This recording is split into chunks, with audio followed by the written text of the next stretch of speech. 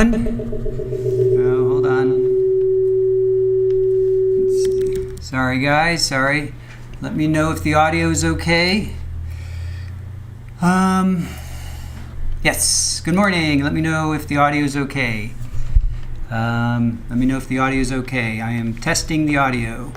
Just coming back from Ashley Benefield, getting my feet wet again here. Testing equipment. Is the audio okay? So let me know if the audio is okay, guys. Can you hear me? I know there's a delay. Audio is good. Okay, thank you. All right. Good morning. Hello, everybody. Unbalanced equation. Thank you for holding down the fort yesterday while we were at Ashley Benefield's sentencing. 88 keys. I expect you to know if the audio is okay. Thank you. Fala, good morning to you. Julie, thank you. Therapist, you know. Very good. Thank you. Thank you. Who else is with us today? Let me scroll back a little. OnlyFan, yep, lurking for a bit. Okay, gotcha.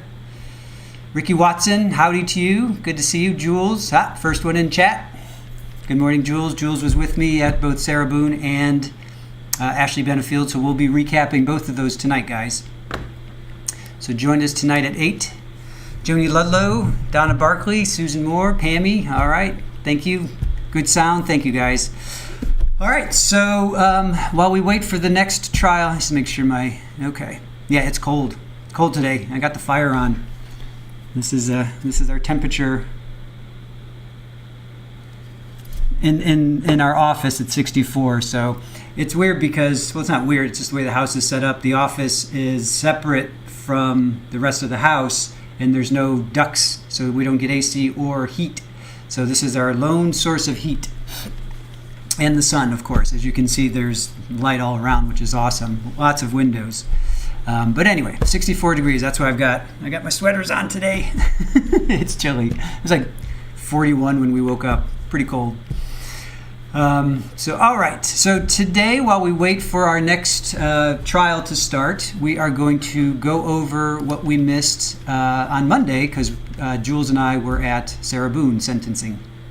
So this is South Carolina versus Jamie Lee Komoroski.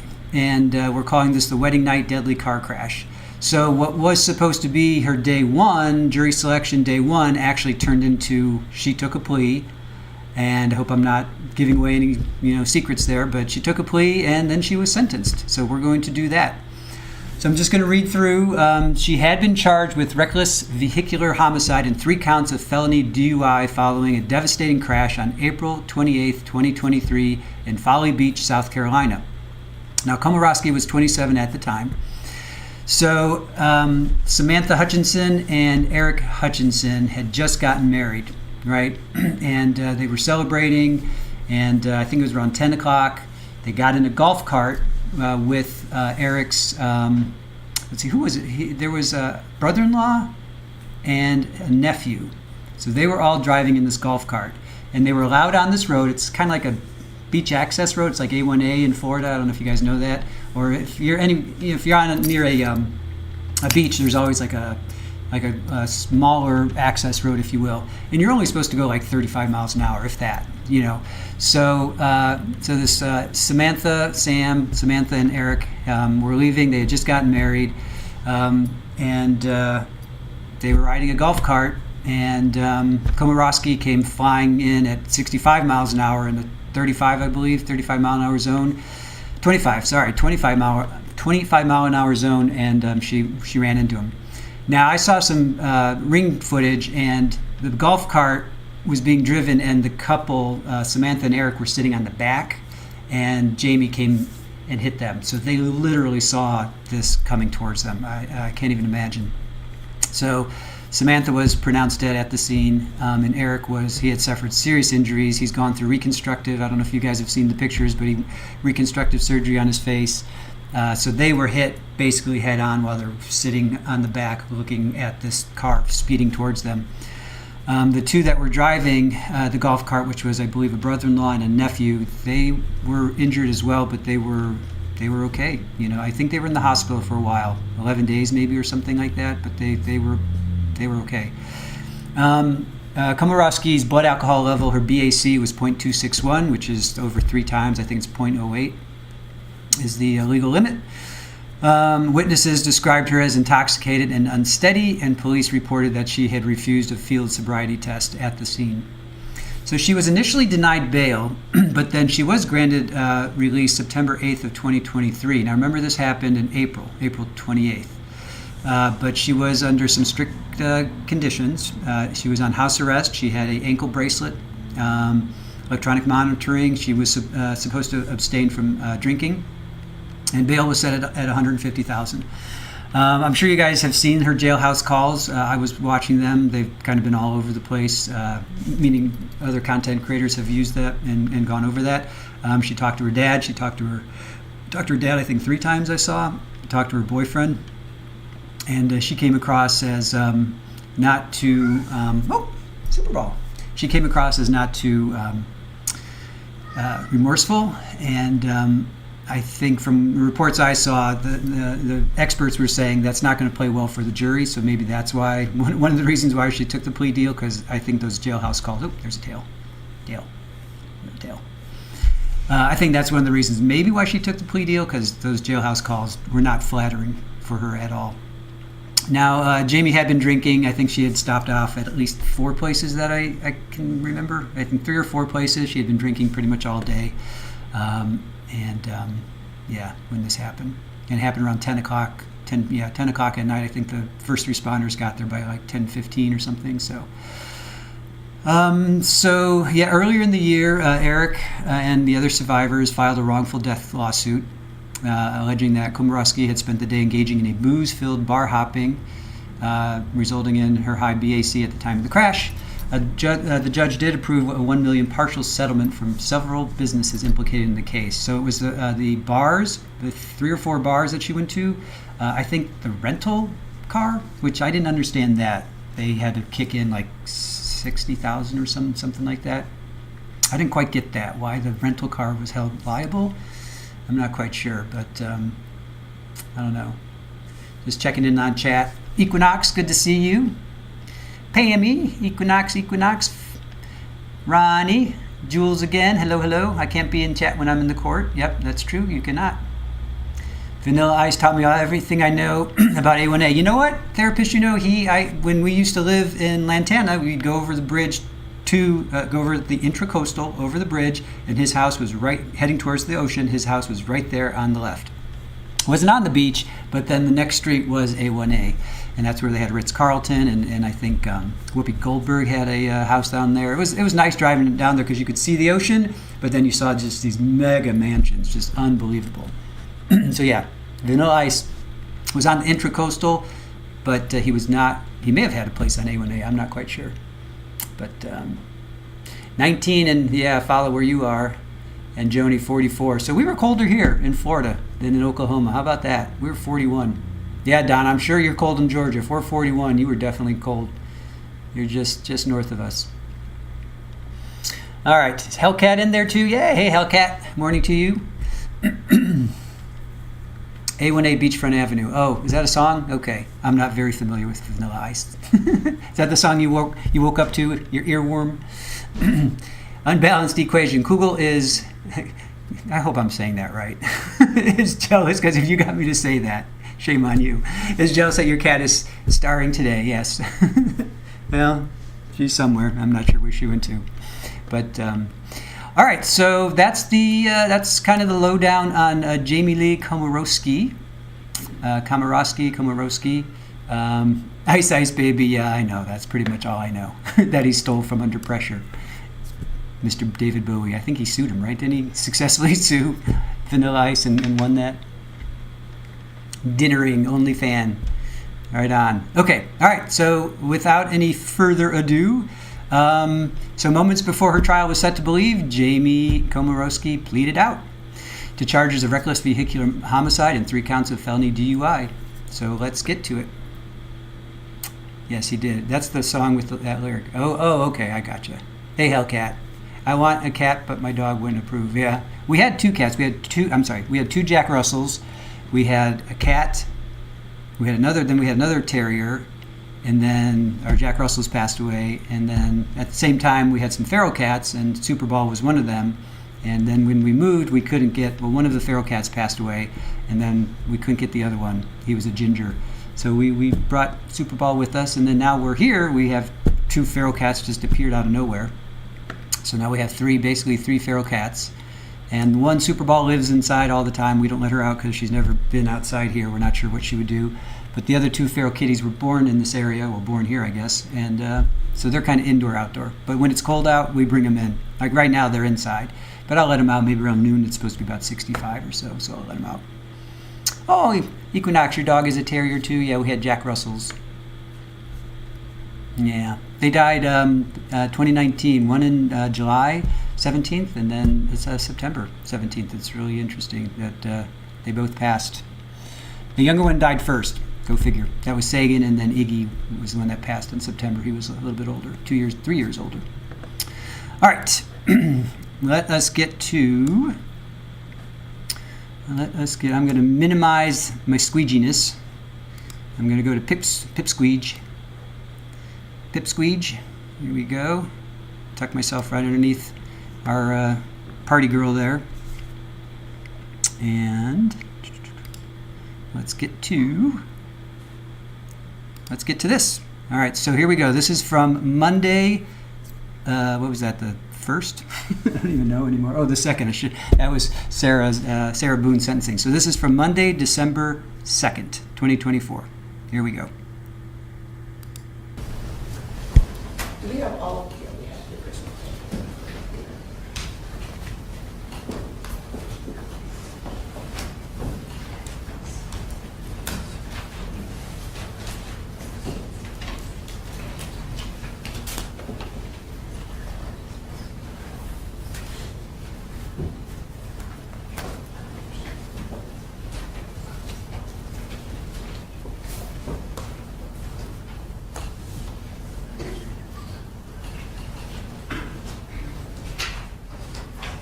This is State versus Jamie Lee Komoroski, 2023 GS 103982, felony DUI with death.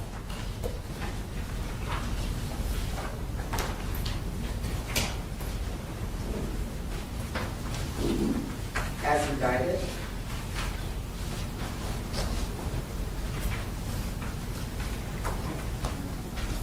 (2023) GS 103983, felony DUI great bodily injury. As indicted. 2023 GS 103984, felony DUI great bodily injury. As indicted. And reckless homicide, 2023 GS 103985.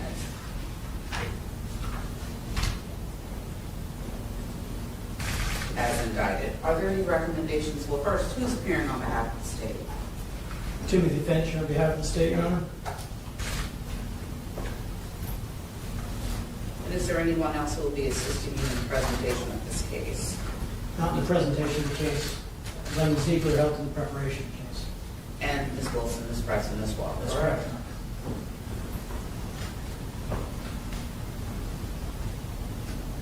Who's appearing on behalf of the defense? Good afternoon, Your Honor. Good afternoon.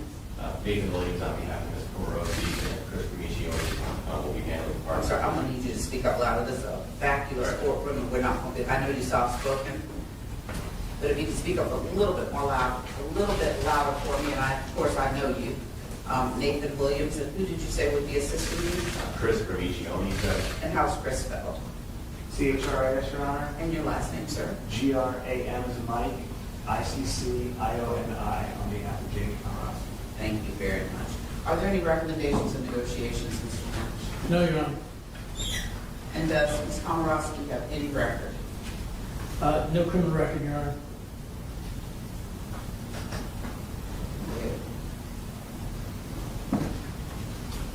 Have you explained to your client, ma'am, he's... Judge, do you want to sit at the podium, or do you rather have it?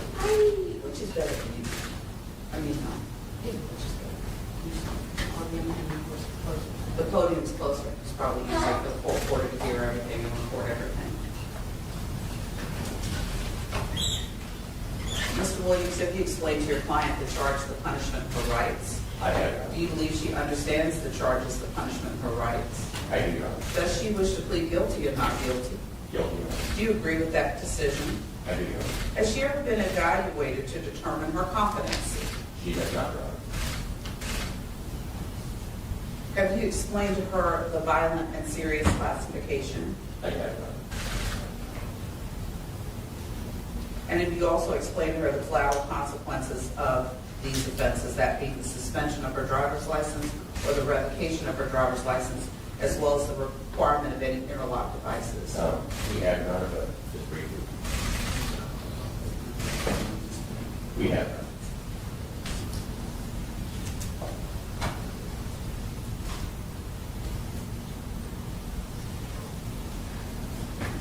Ma'am, raise your right hand to be sworn. Do you swear or affirm the testimony you give will be the truth? You can put your right hand down. I'll need you to speak a little more loudly for me, please. State your full name for the record. Jamie Lee Komoroski, How old are you? 27 years old. What was the last grade you finished? I have a bachelor's degree In what discipline? science. And I have a bachelor in science and business administration. And where did you get that degree? Coastal Carolina University. And how long ago was that? I graduated I'm sorry, I can't hear you. I graduated in 2020, so That's okay. The year is fine. That's what I need. Thank you. Are you married? no, Do you have any children? no, Are you employed? not currently, but What was your last job? I was working for, I was doing digital marketing, and I was also doing web design. And how long were you employed in that capacity? Web design for about 2 months, digital marketing for about 3. Are you on probation or parole? No, Ever been treated for the abuse of alcohol, drugs, or mental illness? I'm now in AA. How long have you been in AA? I started AA as soon as it was available to me in jail. And so what year was that? That was 2023. Are you still engaged in AA? Yes, very much. Have you had any drugs, alcohol, or medication in the last 72 hours? Yes. What have you had? My anxiety medication, And what is that? Lexapro, How often do you take Lexapro? 2 times a day as needed. Does that affect your ability to understand where you are or what you're doing? No,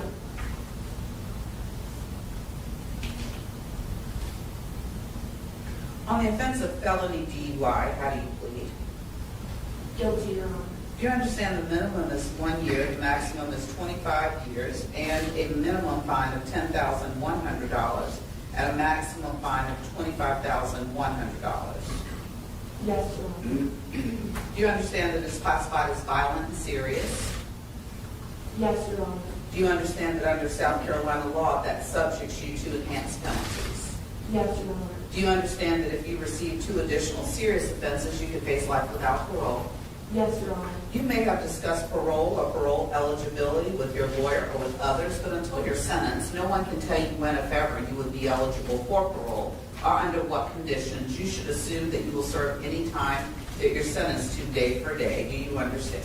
Yes, Your Honor. On 2 counts of felony DUI, great bodily injury, how do you plead? Guilty, Your Honor. Do you understand that the minimum is 30 days and the maximum is 15 years? Yes, Your Honor. Do you understand that the maximum fine is a minimum of $5,100 and a maximum of $10,100? Yes, Your Honor. Do you understand, and I'll go over that later, I apologize, I'll come back around to that. On the offense of reckless homicide, how do you plead?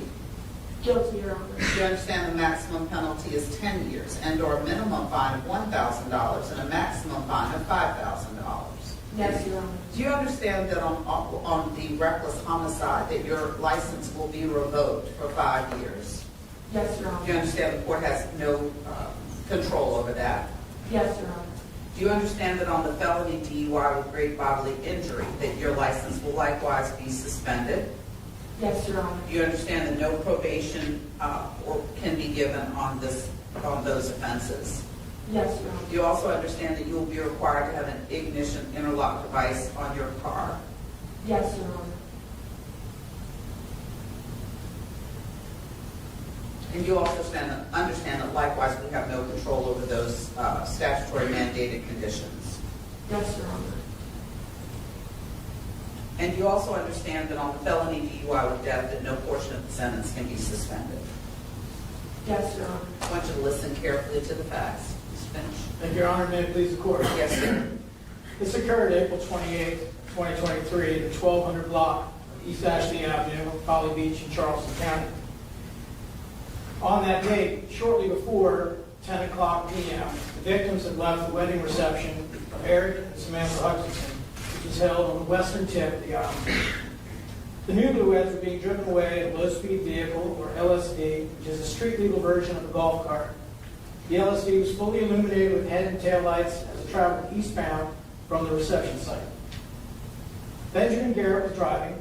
His son Brogan was riding next to him in the passenger seat. On the rear of the LSV was a newlywed couple, Samantha Miller Hutchinson and Aric Hutchinson.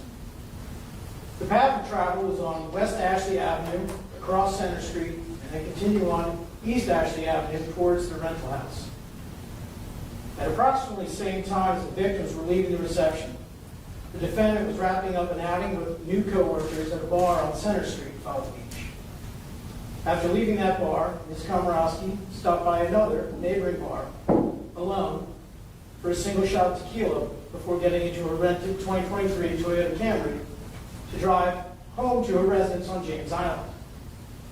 The investigation revealed that in an hour and a half prior to the collision, the defendant had consumed 6 alcoholic drinks.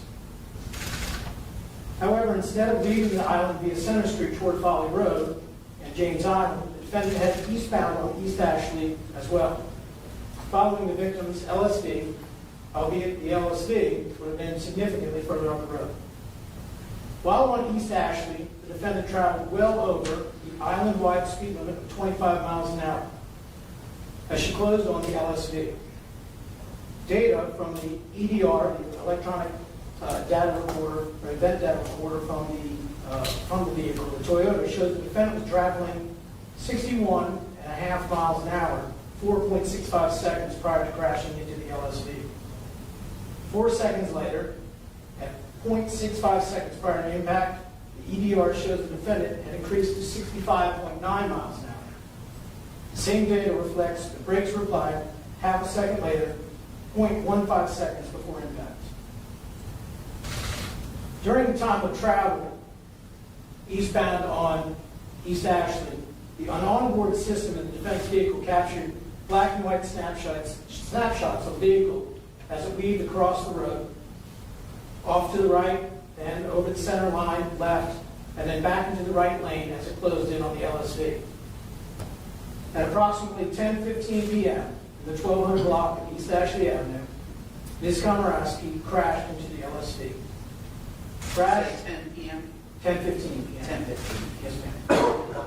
Crash reconstruction calculations estimate the defendant was traveling approximately 63 miles an hour at impact, and the LSV was traveling approximately 25 miles an hour.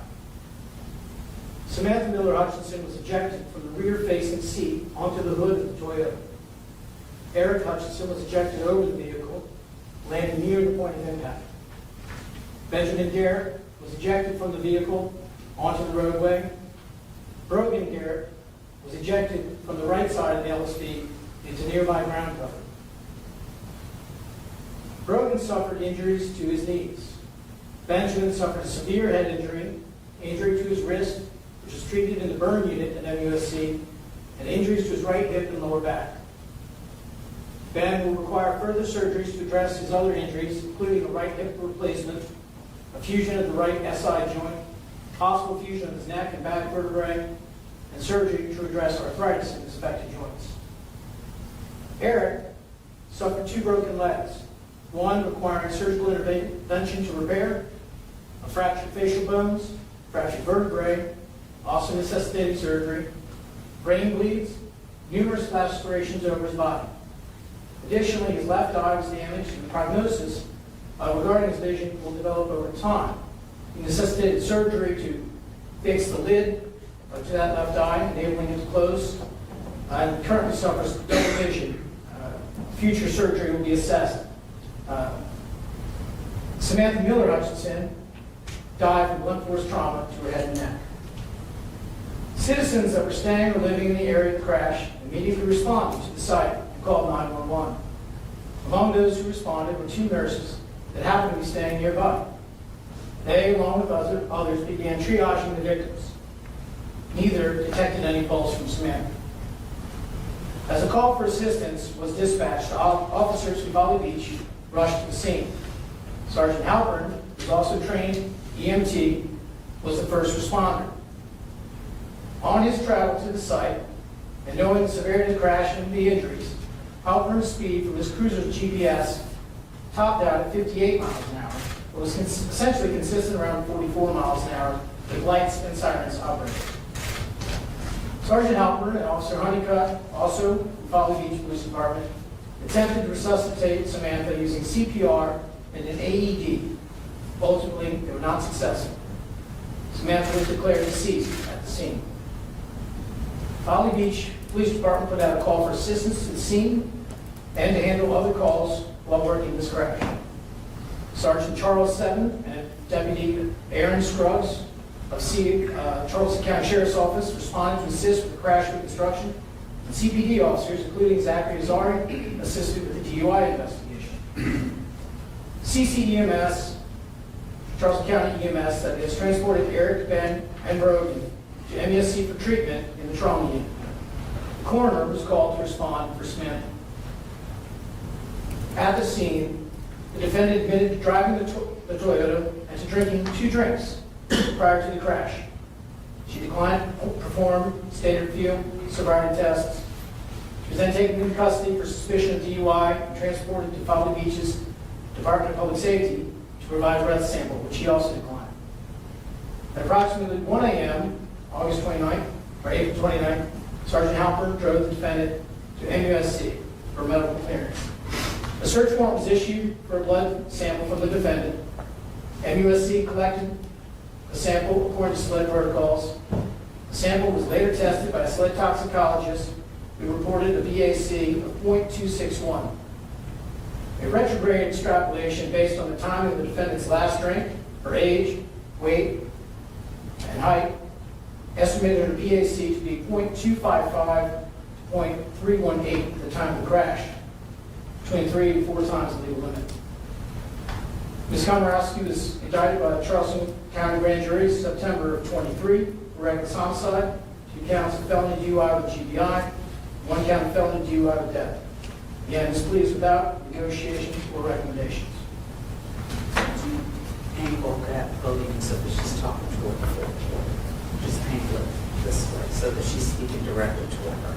Perfect. Gives us a better Do you agree or disagree with the facts? I agree. Feel anything needs to be changed or added to the facts? No, Your Honor. Are you pleading guilty because you're guilty? Yes, Your Honor. Do you understand you're entitled to a jury trial? Yes, Your Honor. Do you understand that during a jury trial, the state has the burden of proving your guilt beyond a reasonable doubt? Yes, Your Honor. Do you understand that you would have the right to confront and cross-examine the state's witnesses? Yes, Your Honor. Call your own witnesses? Yes, Your Honor. Present any defenses? Yes, Your Honor. And challenge any statements as well as remain silent, and your silence could not be used against you. Do you understand each of those rights? Yes, Your Honor. Do you understand that you're giving up those rights? Yes, Your Honor. Do you understand that if you desire the trial, that the court stands ready to accommodate that request, and we have a panel coming in for that purpose?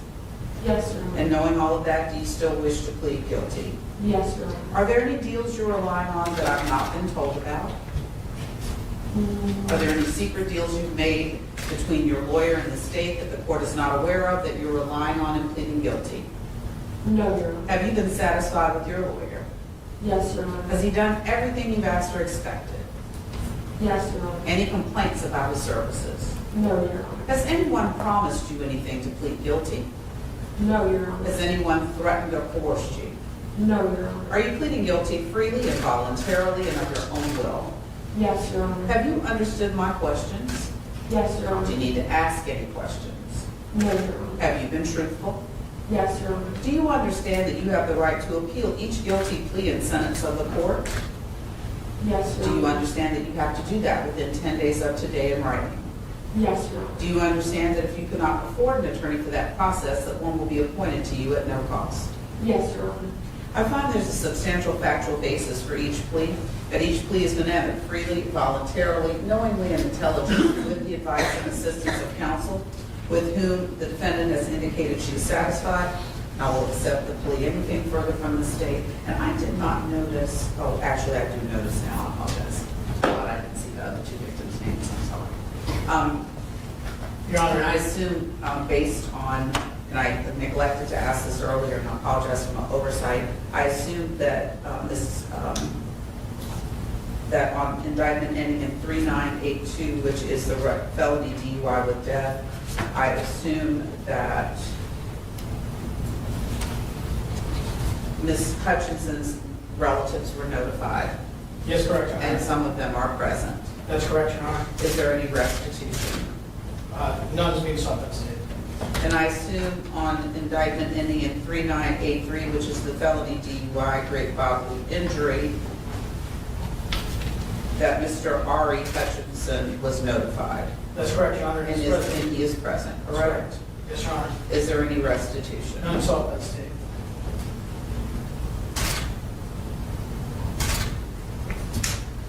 And I am likewise assuming on indictment ending in 3984,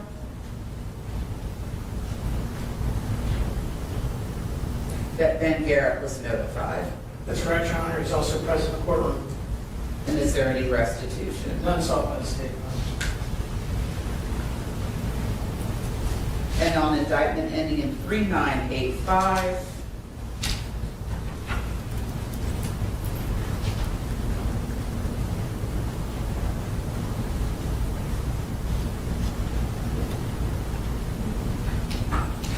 that's a duplicate victim, correct? That's correct, Your Honor. Anything further from the state?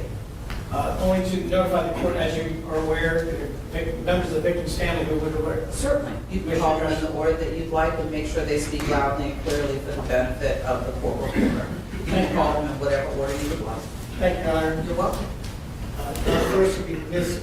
Lisa Miller, the mother of the deceased Samantha Miller Hutchinson. It's up to you, however, would you? I'm sorry. We'll sit at that. That's fine. Ma'am, if you would tell us your name for the record. My name's Samantha. No, it's not. My name is Lisa Miller. I'm Samantha Miller's mom. Yes, ma'am, we'd be glad to hear from you. Take your time. Thank you. You're I welcome. appreciate you allowing me to speak, and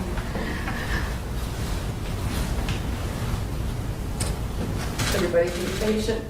I really want to get through this.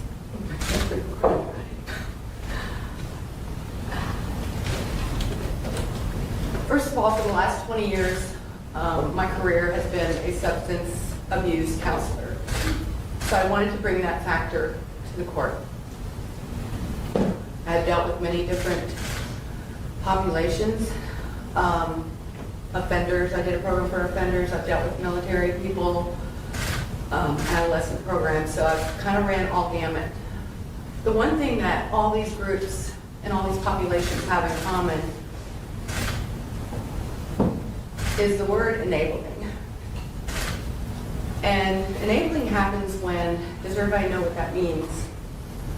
Enabling happens when, it could be family members, it could be friends, it could be their children, maybe the adult is the one that's alcohol. They help them because they don't want them to get in trouble. They don't want them to have a bad life. By them helping them, they're really doing them a dishonor. And the only way that somebody that's having alcohol or drug issues and addiction can get better is to suffer the natural consequences of their behaviors.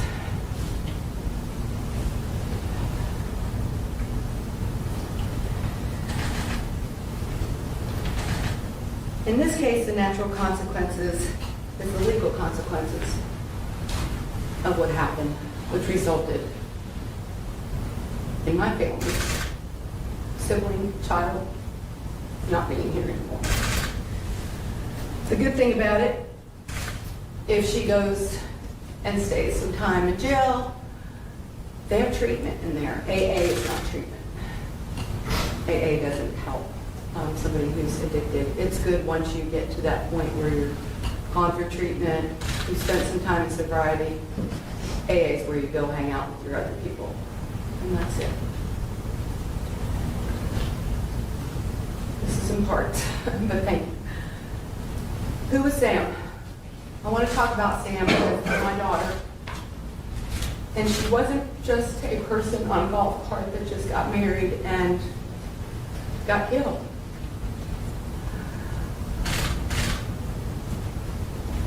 She was and will always be my child.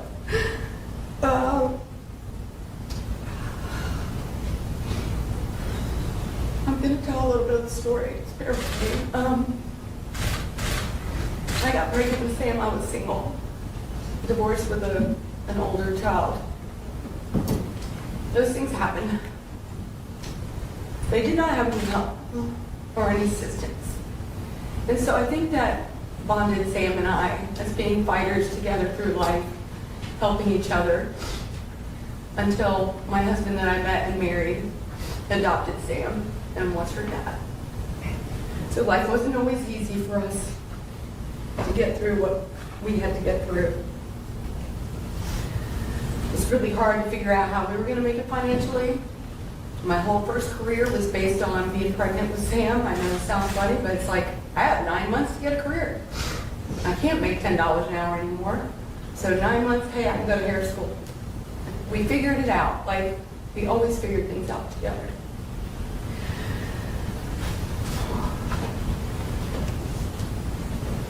Not only was she my daughter, Sam and I had, excuse me. That's okay, take your time. Sam and I had a relationship probably better than most people that love each other. I'm very close with my other 2 kids. Our family has always been close.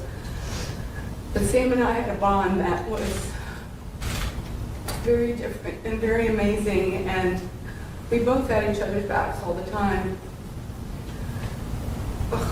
We talk every day, our whole entire life. You know, most 30-year-olds don't want much to do with their parents anymore. You know, hey, yeah, I'll come over for Christmas dinner, but I'm not going to hang out with you all the time. And I'll lead into something else I'm getting off of. But in saying that, the last time I was with Sam before the week of the wedding, her birthday's 3/27. So on 3/27, a month and a day earlier, she called me for her birthday and she said, all I want, Mom, is for you to come see me and for you to be with me on a birthday. And I brought champagne and we brought cupcakes and we went down to the beach at sunrise, our favorite time, and we did silly dances on the beach with cupcakes and champagne. That's what an amazing relationship is. She used to, when she was little, when my husband would tease me or tease her or whatever, you know, just, he would act like he was saying things about me, and she would just get so mad and be like, don't talk about my mommy, like, just defending me. Then when we divorced and I started somewhat dating sometimes, she met one of them, she'd get right up in their face and be like, you hurt my mama? I'll leave out the words she used. Hurt you, basically. That's a best friend. You can only hope that anybody in this room that has kids could have a relationship like that with their child's best friend. She wanted everybody to feel happy. I had people coming up to me after Sam passed and was like, you know, they worked with her, if I were going to go to work and I was in a bad mood, I went anyway because Sam would make me feel better. That's who she was. She wanted everybody to just feel loved, cared about. And as much as I didn't want to talk, if something would happen to me, Sam would be up here screaming off the mountaintops for all her pain. That's who she was. Doing pretty good. Not sure if talking to yourself is pretty good. But the 1 year she moved to Utah on Valentine's Day, and that was the hardest. That was the only year we were ever apart. On Valentine's Day, I came home to my house, and my whole driveway was covered with I love you mores in pink everywhere. My whole walkway, my whole door was different color flowers. I mean, different color hearts, red, pink, my whole entire front door. I don't know many kids at 30-something years old that would care about their mom having a good Valentine's Day party or day and want her to feel loved and live in a different state and have one of her friends come over to her mom's house and do this. Not too many.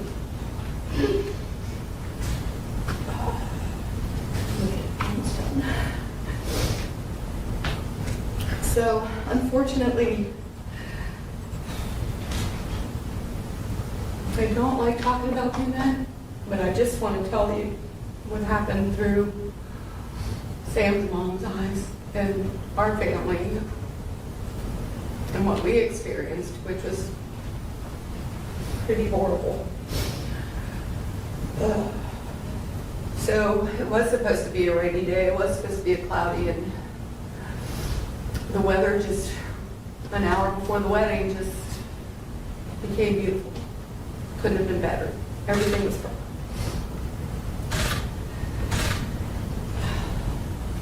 Sam had me hold her phone during the wedding. And once she was on the golf cart, she realized she didn't have her phone.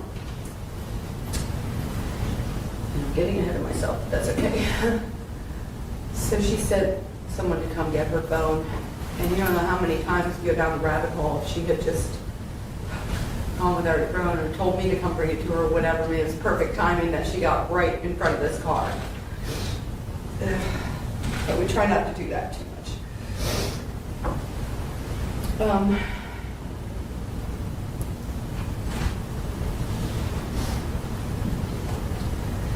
So after the wedding,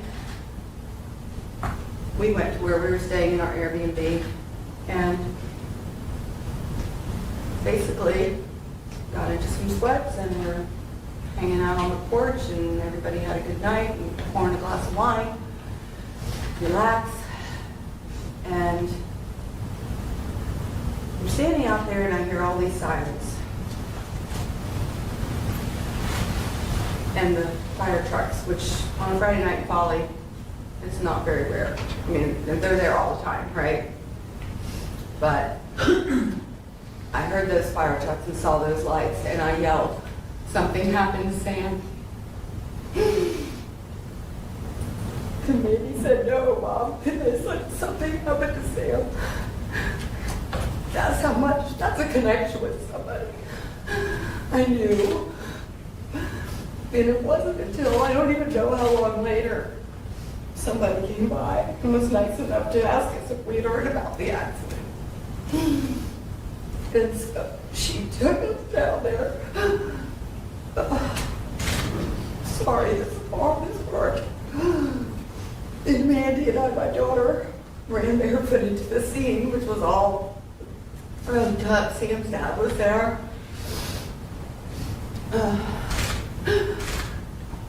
And within, like, I don't know the timing, but maybe 15, 20 minutes, one of the officers there came up and told us, me, that everybody that was in the accident was taken to the hospital. So, Mandy took me to the hospital. We went to the hospital to find Sam.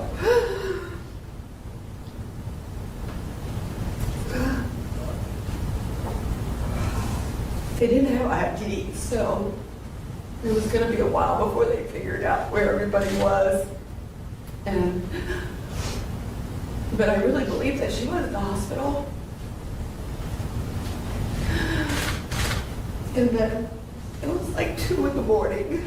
We stayed, we hung out outside. Some of Sam's friends came, and we stayed outside waiting And then my ex-husband Sam's dad called my phone and he said, Sam's at the hospital, Lisa. He said, Sam's still on the side of the road. I just identified her. And I just fell to the ground. I don't even know how we ended up going through the next few days, but anyway, I know that's our story. I'm Sam. And what happened? Sam was light. She was love. And she was amazing. And always will be. I'm going to insert one more thing that I forgot when we were talking about the wedding. And we're almost to the end, but another thing that Sam did. She planned the wedding, you know, miserable for really that year planning the wedding, which sucked, but she was kind enough to do her daddy-daughter dance with both of her dads, and nice enough to include both of them. And then afterwards, we're all standing there ready for the next thing to happen, and the DJ announces special dance for the most special person in Sam's, most important person in Sam's life. And it was me. And she played our song, and that's the last time I hugged my kid. It was on that dance floor. It was the most beautiful thing a child could do for their mom. And that's just how I explain our relationship.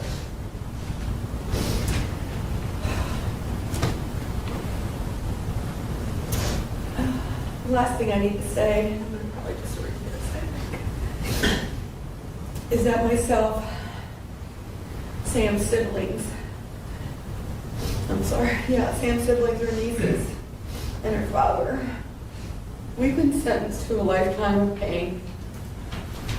As with half the world.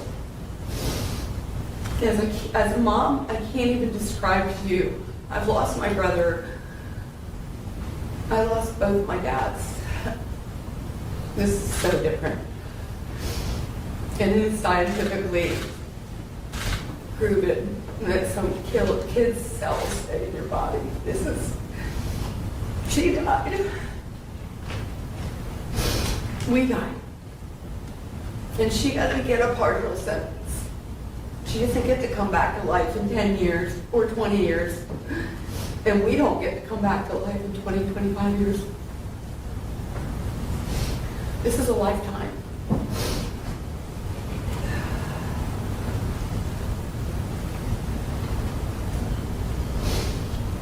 Your Honor, I hope that you consider our plea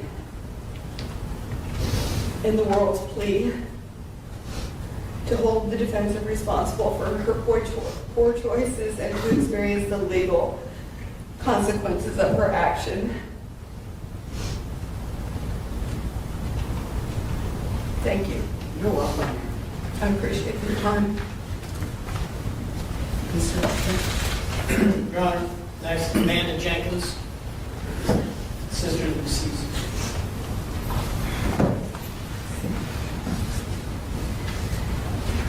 Hi, my name's Mandy Jenkins. I'm Sam's sister. As I stand here today, I am struggling to find words that can truly convey the depth of the pain, grief, loss, and life adjustments we've all experienced in the last year and a half. It's obvious to everyone that Sam was a bright light in this world, a person full of love, laughter, and kindness. She touched everyone she met with her warmth and compassion. Her death has left a hole in our lives that can never be filled. I will never get to hear her voice, see her smile, or share any moments we have planned for the future. The pain of losing her is unbearable, and every day feels like a struggle to move forward. But Your Honor, I don't have a choice to give up. Sam was an aunt to my 2 daughters.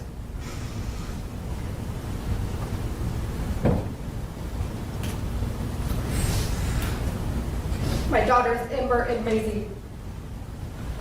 Their Auntie Sammy. I can't see the words.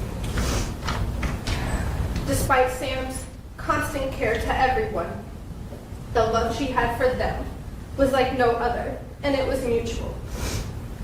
Becoming a mother is the greatest milestone in my life, one Sam will never get a chance to do.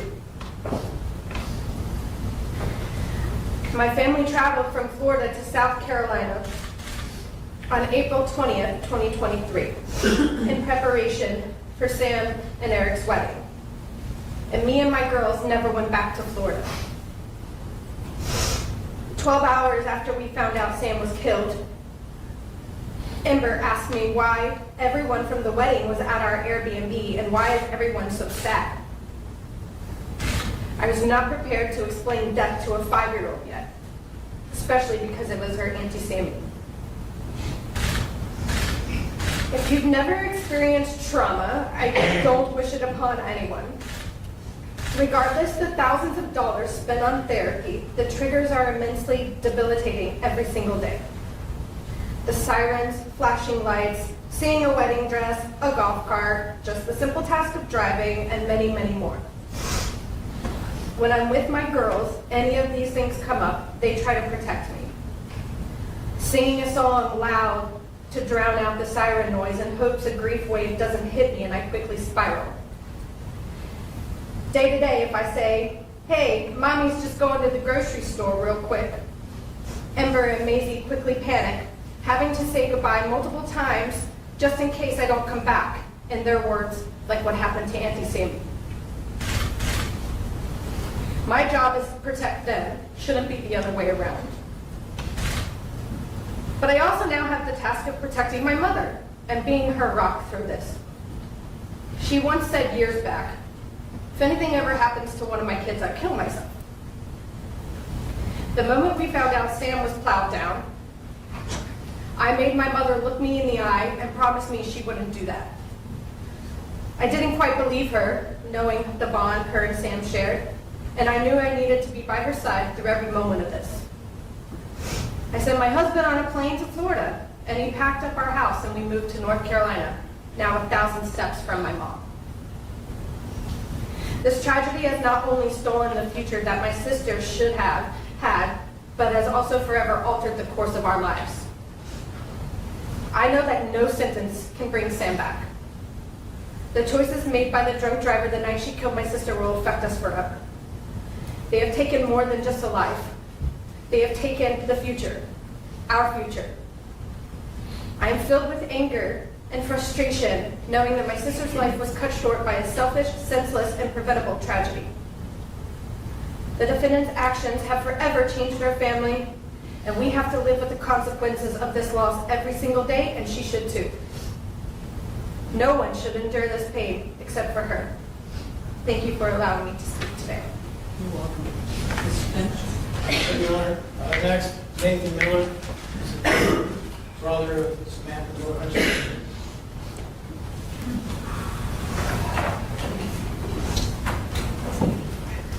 Nathan Miller, Sam's brother. Yes, sir.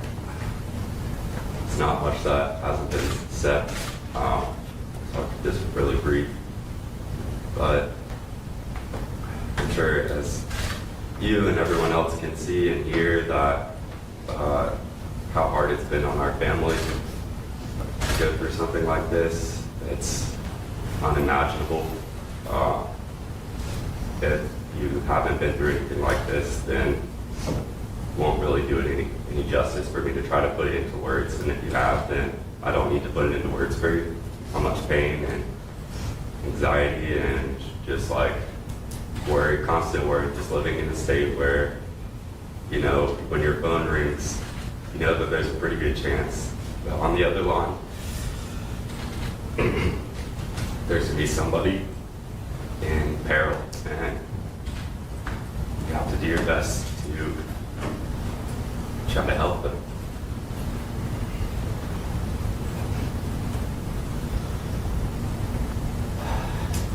not only do we have to deal with the loss ourselves, but we have to watch our loved ones go through it as well.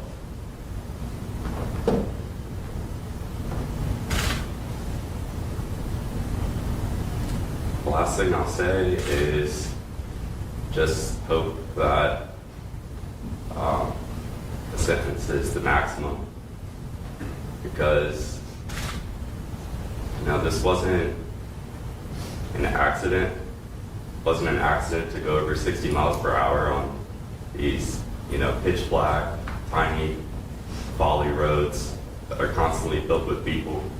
Honestly, it'd be more surprising if someone wasn't killed in those circumstances. So, leave it at that. I appreciate your time. Thank you. You're welcome, sir. Mr. Finch? Thank you, Your Honor. Nice Brad Warner, biological father. Good to see you.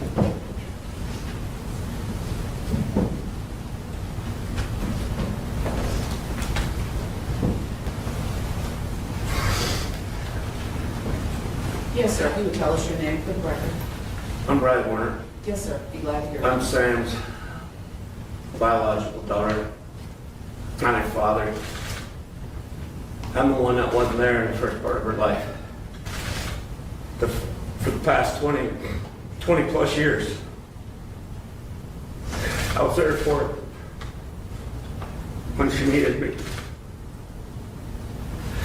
When I was 2 years old, I got hit by a car, left on the side of the road for dead. I survived. Everybody says they think the person was drunk. It was a hit and run, they never found the person. So every day I woke up for 57 years and hated this person. Hated every day. I'd wake up and hate somebody I didn't even know. Six months before Sam was taken, I sat there, I was like, I gotta get this weight off my shoulder. I said to Sam, I'm gonna forgive this person. I don't know who it is. I did. The next day I talked to Sam. It was like 1,000-pound weight was taken off my shoulders. I felt like I could fly. 6 months later, that hatred is back on with vengeance. I've never felt this much weight. This person, you took such a beautiful person away. She was loved by so many. I didn't realize how many people over the past year and a half I've heard from people that actually hate you. And they love Sam, they never met Sam, don't even know Sam. For the rest of my life, I'm gonna hate you. And when I arrive in hell and you come there, I'll open the door for you. You have ruined so many people's lives. And I hope you understand what you did, because you've taken no responsibility for what you've done. You can apologize all you want later. I will not listen to a word. It's not worth it.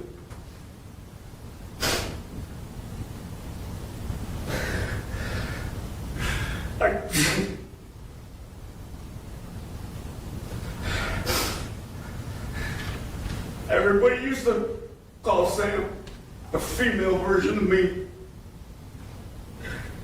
Because we say what we mean and we mean what we say, and she always did. She was a beautiful soul. Thank you, Your Honor. You're welcome, sir. Mr. Finch? Thank you, Your Honor. Next, Aric Hutchinson.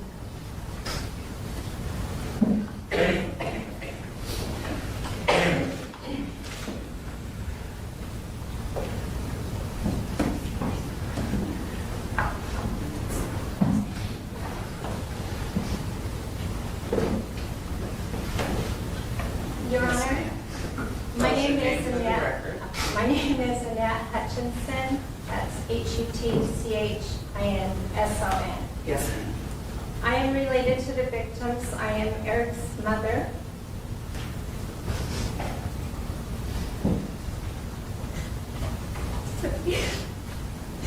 Samantha and Benjamin's mother-in-law and Brogan's grandmother.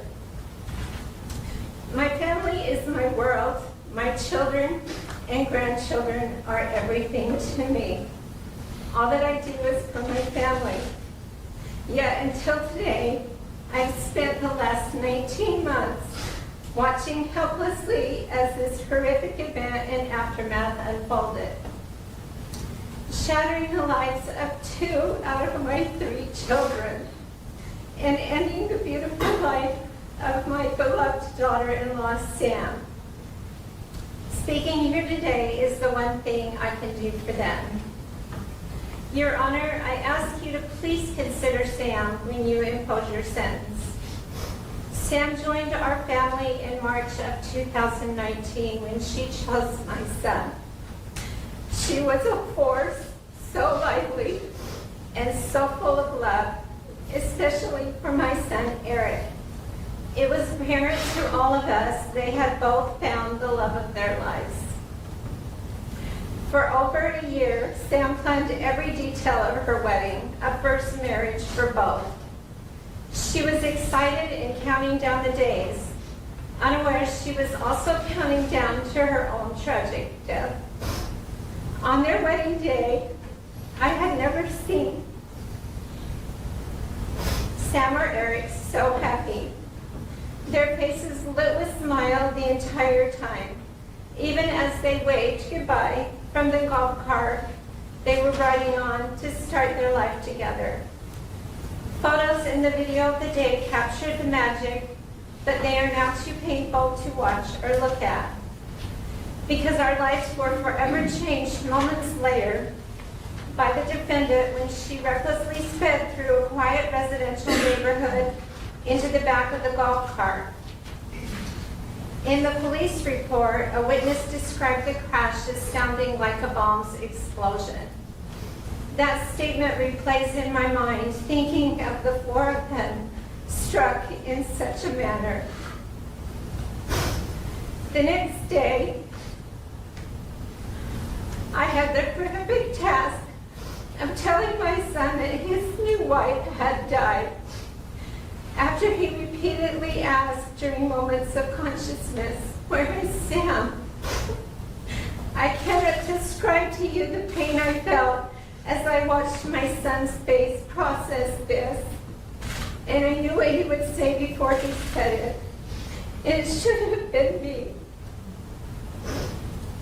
Later, my husband and I spent a week cleaning and repairing Sam's wedding dress so it was presentable to Aric, because he did not get to see Sam after she was killed. So he wanted to see what she was last wearing in his final memory with her. Your Honor, I ask you to please consider my children and grandchildren when you impose your sentence. The night of the crash, my son Aric and son-in-law Ben both sustained injuries from which they'll never fully recover. I'll never forget the shock of arriving at the scene. I wish we could have shielded my other 4 grandchildren from the trauma of it, but we were from out of state, so we had no option but for them to accompany us. My memories from the scene are vivid and fixed in slow motion. My daughter being held from running to her unrecognizable husband Ben where he lay, her slumping to the ground, the police officer who stopped me to verify if they had found the correct number of victims, and my own realization at that moment that my son and Sam were there also. I recall the onlookers' expressions telling me more than I wanted to accept. My other son, Adam, and his family arrived and tried to comfort my daughter's 2 children, while my daughter ran up to him and screamed, "It's Sam and Aric too!" Each devastated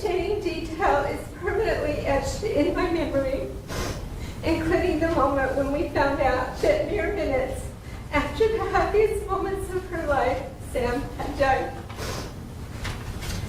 My son stayed at the scene and saw the criminal defendant sitting on the side of the road completely unharmed, and watched as she was led away past him.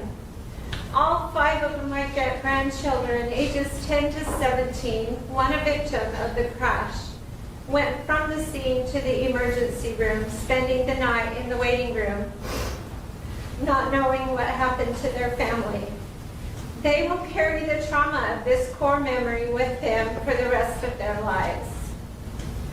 In the initial hours after the defendant slammed into Aric, Sam, Ben, and Brogan, medical staff at the hospital thought Aric wasn't going to survive his injuries. They moved him into ICU and advised us to spend as much time as possible with him. For months following this tragedy, Aric needed full-time medical care. He could not drive for 15 weeks. Since the crash, I've spent over 7 months here in South Carolina. My husband, who still works full-time, 6 weeks. Aric's siblings and friends have spent several additional weeks helping him, and we relocated him to our home state for a few months over last year's holiday, knowing how hard they would be, and he was all alone here. After Aric's initial surgeries for facial reconstruction and to repair both his legs so he'd be able to walk again, he required wound care, numerous follow-up doctor visits, and physical therapy. I watched him use a walker to get around and throw it across the room in frustration. I ran to the bathroom in the middle of the night after hearing him fall and cleaned his blood off of the floor. When he developed internal stomach ulcers, acid reflux, a deteriorating esophagus, and had bouts of profuse vomiting, I saw the pain and agony those caused. However, dealing with the severe physical injuries was easy compared to the grief, anxiety, and survivor's guilt to come. You cannot imagine the pain of constantly seeing your grown son crying helplessly and lost. For months upon my awakening, I would go check to see if my son was still breathing. On the darkest of days, I had to chase away the thought that maybe it would have been better if he and Sam had been taken together. I would prefer my own grief over my son's. One of countless heartbreaking memories I have is brushing the road debris off of the wedding envelopes that police gathered at the scene, while Aric opened them and read all the well wishes wedding guests had expressed for the life the happy couple would make together. There were 125 wedding guests and vendors at the wedding.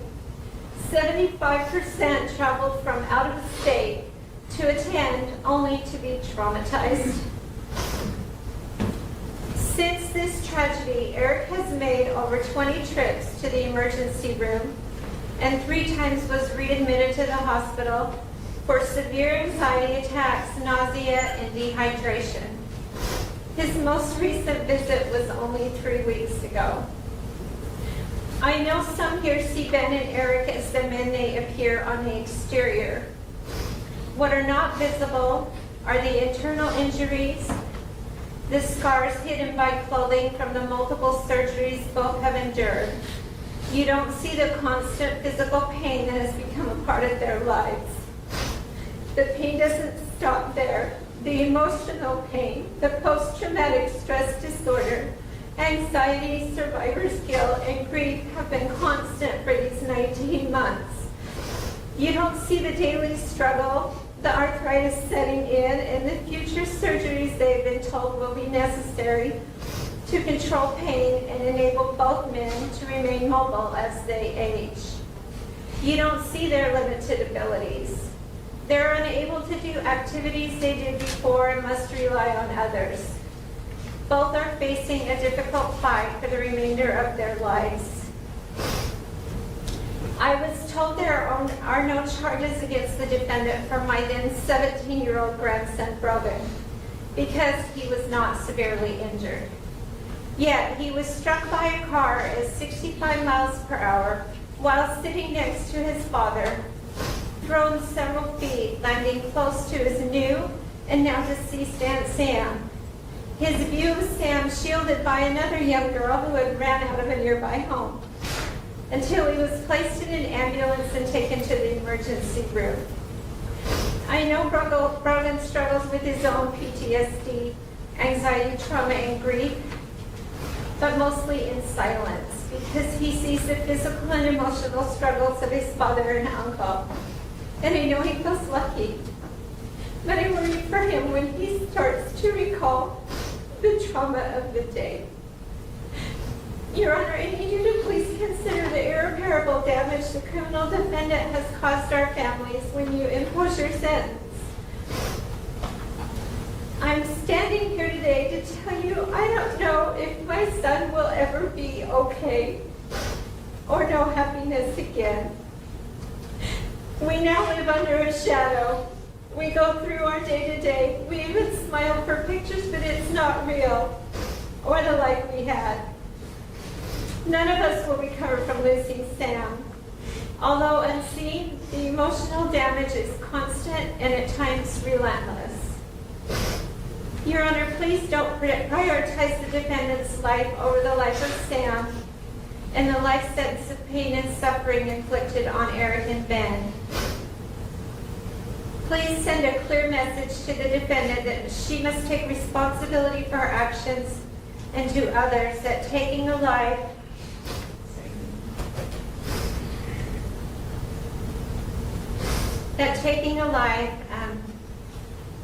as a direct result of irresponsible and selfish choices will result in severe consequences. As we now know, no one is immune to losing someone at the hands of another.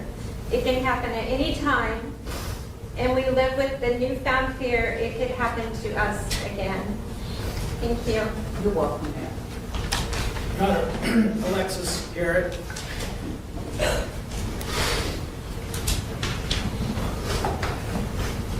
Yes, ma'am, tell us your name for the record. Alexis Garrett. Yes, My husband, Ben Garrett, was the driver of the golf cart on April 28, 2023, along with 3 other of my family members. My son, Brogan Garrett, was a passenger in charge of playing the music and holding Aric's suit coat. And my brother, Aric Hutchinson, and my new sister-in-law, Samantha Miller Hutchinson, were all in the golf cart. Your Honor, I've struggled with what to say here today because nothing will convey the depth of pain and struggle that we have endured all of these months or feel adequate to express what was lost that night. We spent the entire day of April 28, 2023 together. We started setting up for the wedding that morning on the beach with our entire family helping. It was a perfect day and a beautiful wedding. I have never seen 2 people happier or more in love than Aric and Sam were on that day. We were still cleaning up at the wedding reception venue when I got the call that changed our lives. I was told my husband and son were involved in an accident and to come right away. Most of that night and the days and months that followed are a blur, except certain moments that will forever stick in my mind. Arriving at the scene, to so many police and medical vehicles, running in my bare feet to the crash site, seeing the chaos and destruction, seeing what I didn't even recognize as a golf cart scattered across the road, seeing my husband in a terrible state lying on the road covered in blood, and then being loaded onto a stretcher. I was not allowed to get close to him or anyone there. I remember the moments of despair as I could not see anywhere where my 17-year-old son was. The confusion and the chaos of the scene defenders who held my mom and I as we tried to comprehend what was happening. And as we learned that Sam and Aric were also involved, being told to go to the hospital, praying with my other 2 children in the car on the way to the hospital, arriving at the ER not knowing who was there or what condition they were in. The look of fear and the way my son cried when he finally saw me in the emergency room, waiting in my son's room in the ER while we weren't allowed to see my husband, and then finding out that Sam did not make it. Then hearing that my brother was also not doing good and wasn't expected to make it. I remember the worry of not knowing whether I should leave my son and husband when we didn't know the extent of their injuries so that I could go up to the ICU to say goodbye to my brother. It was all too much. It was so much tragedy. I'm trying to figure out how to help so many people I loved all at once. It felt like we were constantly trying to triage all of our family members, all while staying in a rental house 2,000 miles from home. The days that followed were heavy as we tried to comprehend the loss of Sam while trying to navigate the physical injuries Aric and Ben both had. I remember going floor to floor to each of their rooms in the hospital to see them, all while my son recovered at our rental house with my other 2 children. That day that started out so blissfully happy ended in absolute tragedy. The defendant stole the life of the most vibrant woman with the best laugh and the most gorgeous smile. Losing Sam created an irreplaceable void in our family. The pain of losing her is an ever-present reminder of how fragile life can be, and it has left us in a state of grief that is difficult to put into words. My brother Aric is never going to be the same. I have never experienced that depth of pain and sorrow when we were in his hospital room the days following. And he would wake up and not remember what had happened, and we would have to tell him all over again. The past 19 months, he has struggled to continue to live. We have worried we would lose him many times since then because the sorrow and survivor's guilt are just too great to comprehend. He suffers from many physical injuries that cause him daily pain, but nothing will ever compare to his shattered heart. My husband has experienced many physical injuries. He was covered head to toe in road rash and deep cuts and gashes. He spent 11 days in the hospital in Charleston. 9 of those were in the burn unit, undergoing surgery to clean out his many wounds. He underwent physical therapy to be able to walk with a walker and had to be able to sit long enough to endure the long flight home. He is the strongest man I know, and to see him in so much pain was one of the hardest things I have ever done. He continues to have physical pain limiting so many of his daily activities. Many days even walking is too much. The repercussions of that night extend far beyond his physical scars. They have left emotional wounds that we will carry indefinitely. My son, who was 17 years old at the time and merely a passenger in what was meant to be a joyous celebration, has been deeply affected emotionally. Witnessing the aftermath of that horrific accident has instilled in him a sense of fear and anxiety that he struggles with daily. The innocence of his childhood and my other 2 children has been stolen and replaced with an overwhelming sense of drama. It is heartbreaking to see my children struggling with feelings they should never have had to experience at such young ages. Being here today was a conflict for us. We live in Utah, and we had to leave behind my daughter, who cries and breaks down at the mere mention of South Carolina. And the thought of returning to the state terrified her. And bring my youngest son, who didn't want to be parted from his father and brother again. Whenever I go 65 miles per hour on the freeway, I now think of how fast that really is. And that they were riding in a golf cart. It's terrifying to think of what they experienced as the defendant hit them going so fast. We know that it is nothing short of a miracle that these 3 men are still with us here today. And we know Sam had a lot to do with that. love and light, and the world will not be the same without her. No family should have to endure the heartbreak and suffering that we have due to this completely preventable tragedy. I do not believe this was merely a single act of recklessness. It has destroyed our family, shattered dreams, and left lasting scars on all of us. We will never be the same. Ours is a life sentence without Sam, and with all of the physical and emotional injuries that the defendant has left in her wake. Thank you for your time, Your Honor. You're welcome. Thank you, Your Honor. Next, Brogan Garrett.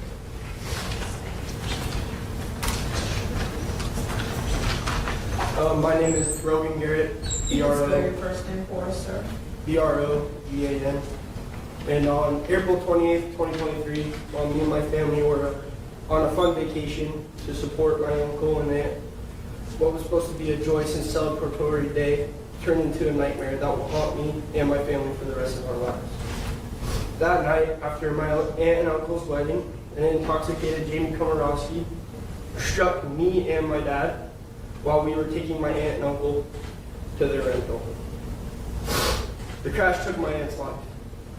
A bride celebrating the happiest day of her life just hours earlier. She was full of love and laughter and light, and her absence has left an unfillable void in our family, as well as others who had to have Sam ripped from their lives. The impact of this tragedy goes far beyond her death. My father and uncle were severely injured. My uncle to the point that he was not supposed to make it through the night. My father endured immense physical pain, a long hospital stay, and grueling recoveries as well as having to watch my biggest role model and protector in life struggle that much to walk just a couple of feet, to sit up in a chair, and to watch him sit out while me and my brother would play catch. I too was injured, both physically and emotionally. The images of the mangled golf cart, staring at the leaves of the trees as sirens blared and lights flashed across them. My ride in the ambulance to the ER. Finally getting to the ER and hearing my mom tell me what was going on. Finally seeing my dad in the state that he was in, and listening to him groan while my mom shared the news to me about Sam.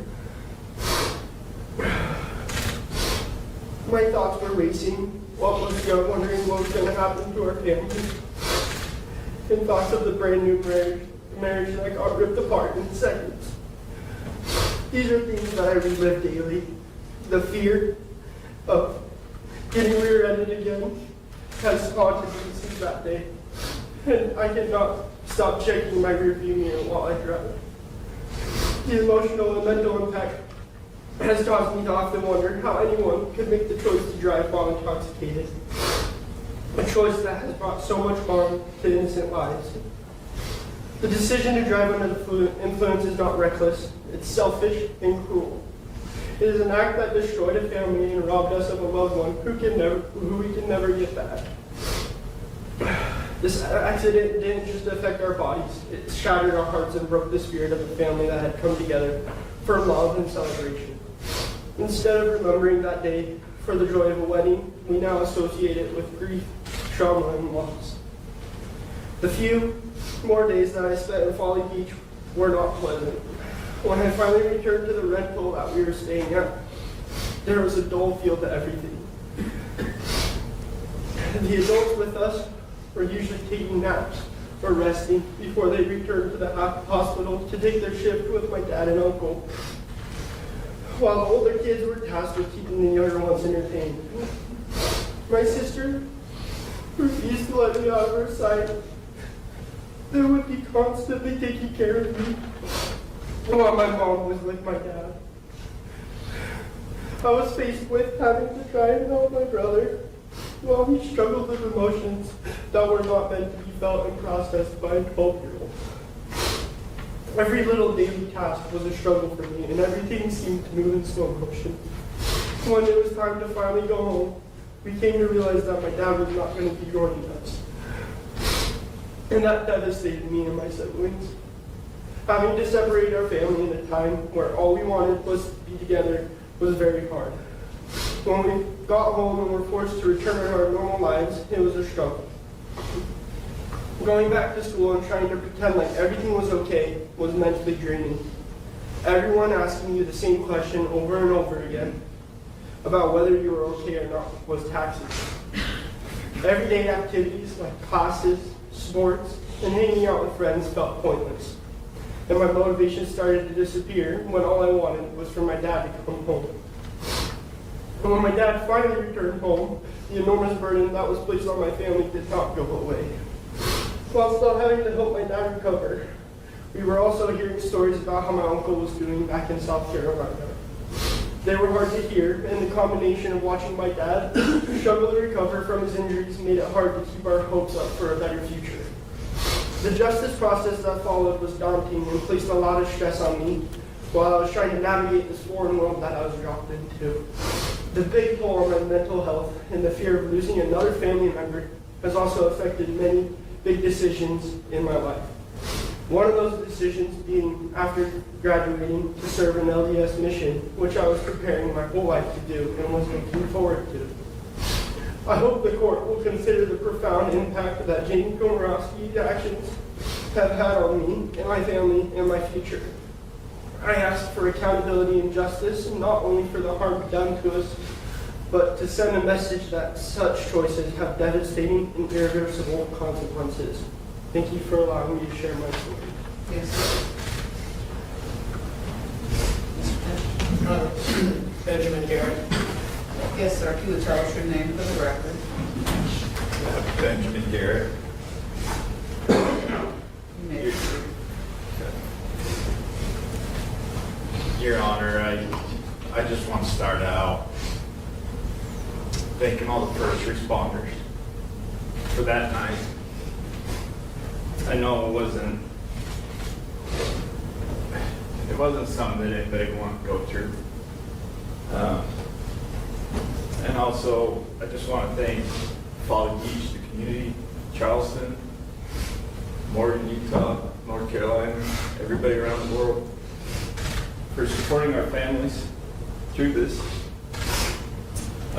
Your Honor, that evening was such a good night, celebrating Sam and Aric and their love. And I was looking forward to driving them off their rental with my son. It was my only job for the wedding. While we were on the drive there, we were talking that night. You know, we were just listening to Sam and Aric talk, flirting with each other. Rogan and I were having conversations. We talked about the breakfast burritos at Bert's Market, how fantastic they were. And that's the last thing I remember that night. The next thing I knew, someone was tapping my shoulder, asking me if I knew where I was. And I remember opening my eyes and seeing all the lights and knowing that I was at the hospital. I had no idea how it got there or what had happened. The next time I woke up, I remember hearing Aric yelling in pain, just screaming, "It hurts, it hurts." There was so much chaos inside the ER, in and out of consciousness. I asked about my son, and one of the nurses came back, I think it was a nurse, I don't know who it was, told me that it didn't look good. And then a little bit later, when I woke up again, they came back and told me that they'd given me the wrong diagnosis. They had given me Eric's diagnosis instead of my son. And that my son was with my wife, and they'd be taking me back there. The hospital staff eventually took me back to go see my wife and my son. And that's when my wife told me that Sam didn't make it. They didn't know if Aric was going to make it through the night.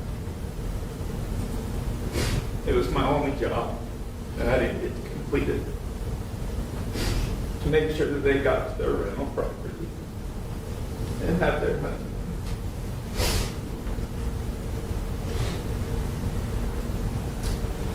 Your Honor, I had road rash all over my body. That night, I had no idea what the extent of my injuries. I didn't want to move. I couldn't move.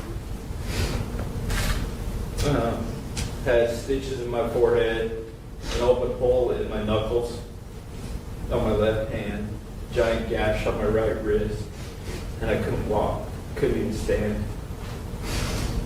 I actually, when they released my son, I told him I was going home, and the doctors told me, well, if you can stand, you can go home.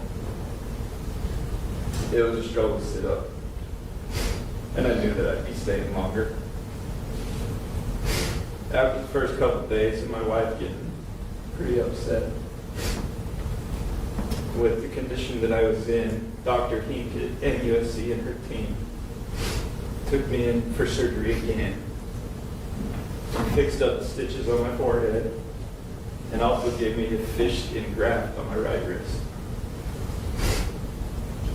I then spent the next 9 days recovering from injuries and trying to walk. I separated my right SI joint, cracked my sacrum, and tore the labrum in my right hip.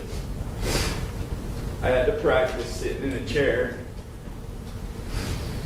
so that I could show the doctors that I could fly home and join my family who had left.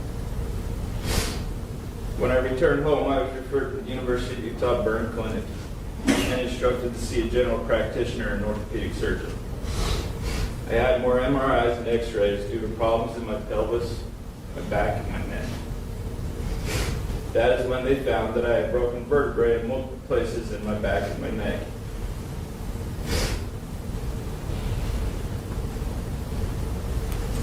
And I still have issues there today.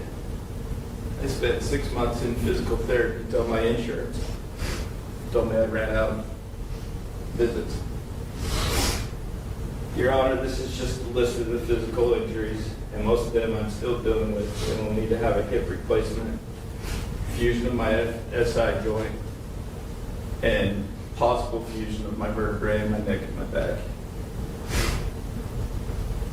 This will continue to be a burden that we'll have to deal with financially, physically, and emotionally for the rest of my life.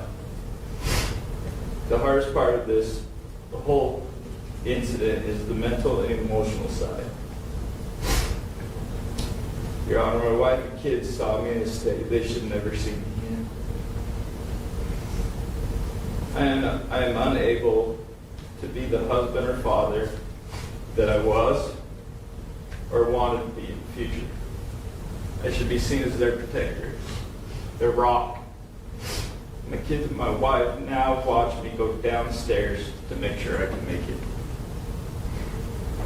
They come out and carry things in from my truck or from our cars because I can't carry them in. These are all things that I could do on my own before. And I can't even do stuff around the house. I can't get on the ground, fix a faucet that's leaking. I can't get on the ground, pull weeds, or fix sprinklers, wrestle with my boys, run football routes, throw passes, swing a bat, swing golf clubs, be a catcher for my son when he wants to pitch. I can't even go for a run. I don't even like to run, but I can't go for a run. I would love to be able to do TikTok dances with my daughter, like I used to. These are all things that have been taken from us, including my hobbies of hiking, fly fishing, ice fishing, skiing. I get so frustrated that there's so many things that I can't do. And stuff that I do around my house, I now have to hire somebody to do. When before I could just do it on my own.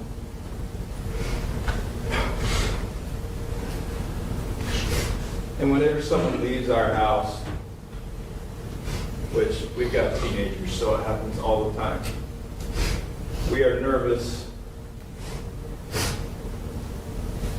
and always checking on them to see where they're at, hoping that they will make it home safely.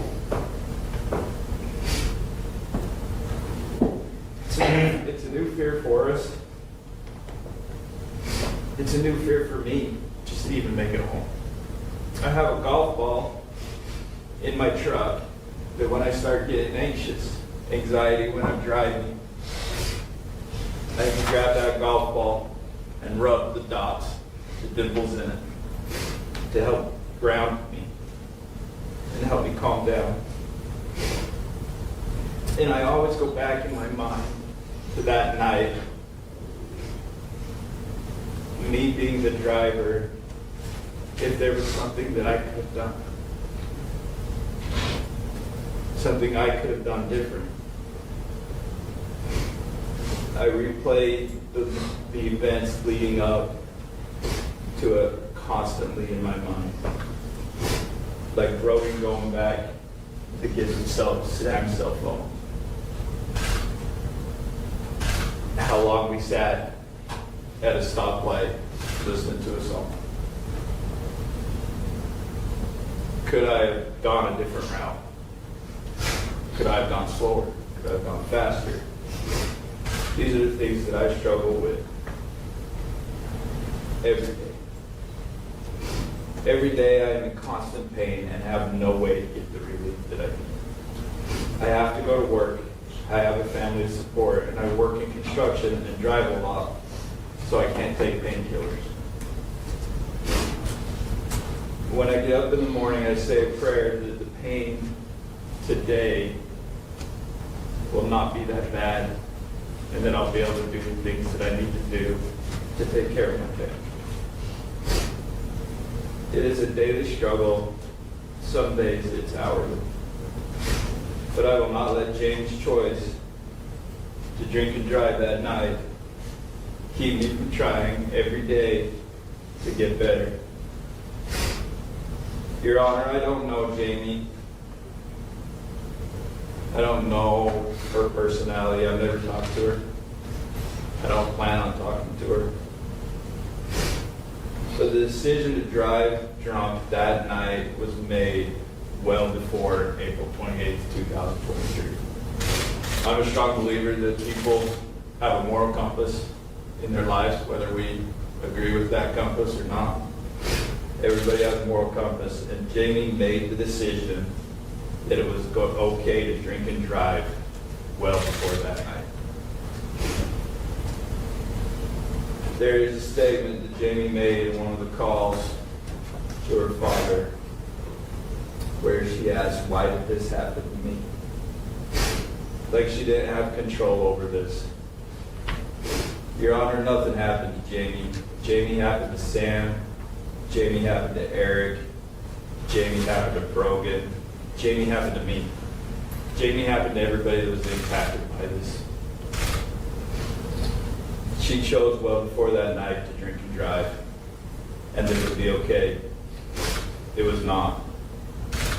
I'm not sure that Jamie is remorseful.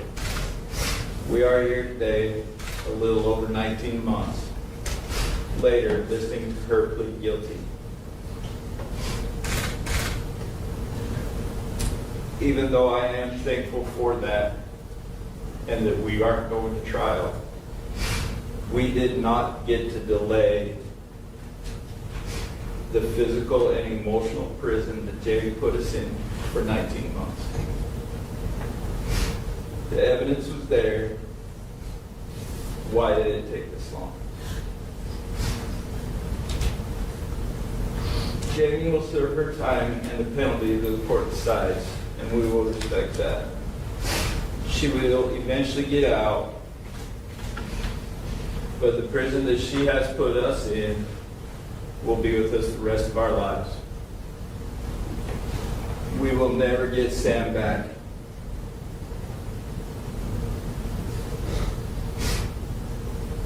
Our lives will never be the same. I think about having grandchildren and not being able to get on the ground and play with them.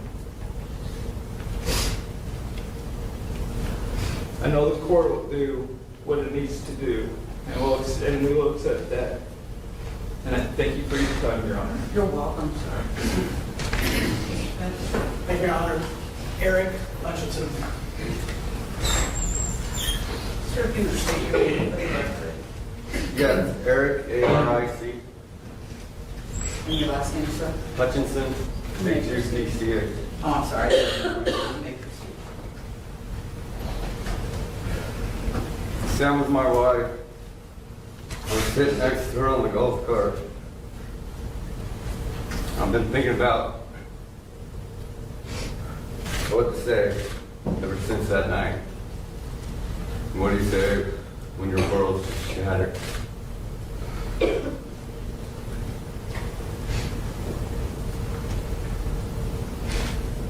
Physically, I'm in pain every day.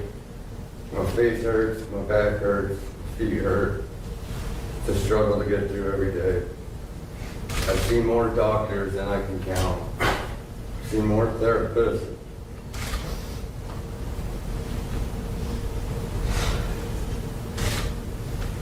More psychiatrists, done more procedures than I ever care to do. And I still feel I'm at the same point as when I found out that day. My world will be ever changed what happened that night. I think about that night every single day. In the last moments I had with Sam on the golf cart. She told me she didn't want the night to end. And I kissed her on the forehead. And then the next thing I remember is waking up in the hospital. I see my mom's face, still wearing the wedding dress from the night before. And I knew instantly. And so I asked for Sam. I knew she wasn't there.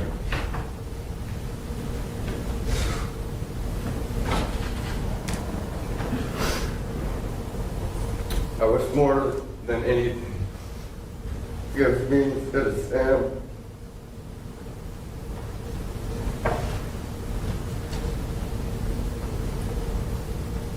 I wish I died that night, so she didn't have to go alone.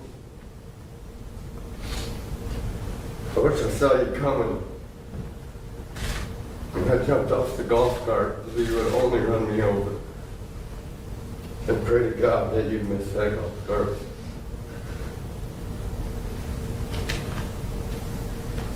So we did not get hit.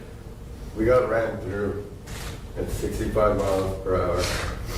There's no way any four of us, any three of us should be alive. All four of us should have died that night. But I'm a firm believer Sam saved us. That's who she is. And she would have took one for all of us. Said, take me, save these guys.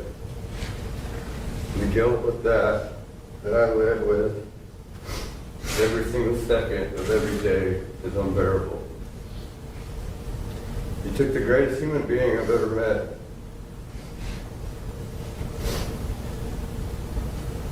She's not coming back. She's gone. She was my world. And I'd give anything just for 1 second to hold her again. She wanted children, and she talked me into having two.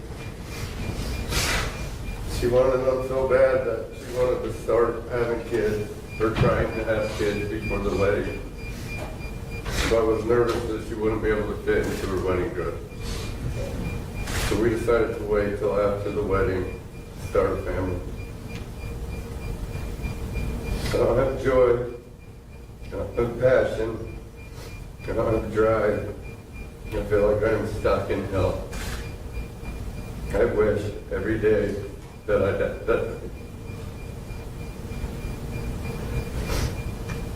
Do you know what it's like to vow to protect your wife and to do anything for her, and then to lose her hours after that? Something nobody should have to go through. This tragedy has touched so many people around the world. I've received letters, messages, strangers all over the country or world, just at home with a lot of people. And they have shown so much love and support. Your sentence does not matter to me. If I had it my way, I'd give you life. It seems only fair since you took Sam's life and the holes that you've ripped through our entire family, my family, and all our friends. But I know that decision is not up to me. Regardless of what decision is made, I still will be in this hell. I still will have to go through everything. My brother-in-law will still have pain, will still have surgery. Sam's family will still miss their daughter and sister.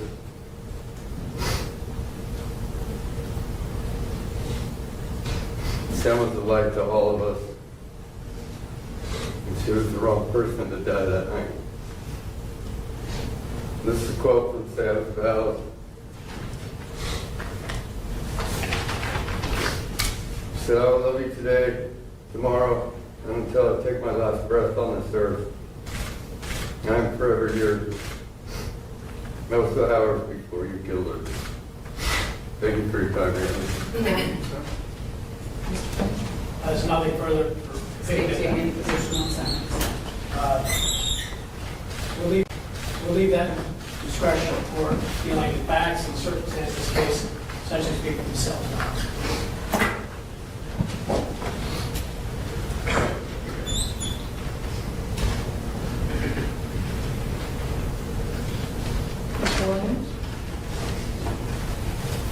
Your Honor, with the court's indulgence, I'd like to address the court in argument on behalf of Ms. Komoroski. Sure. You may proceed.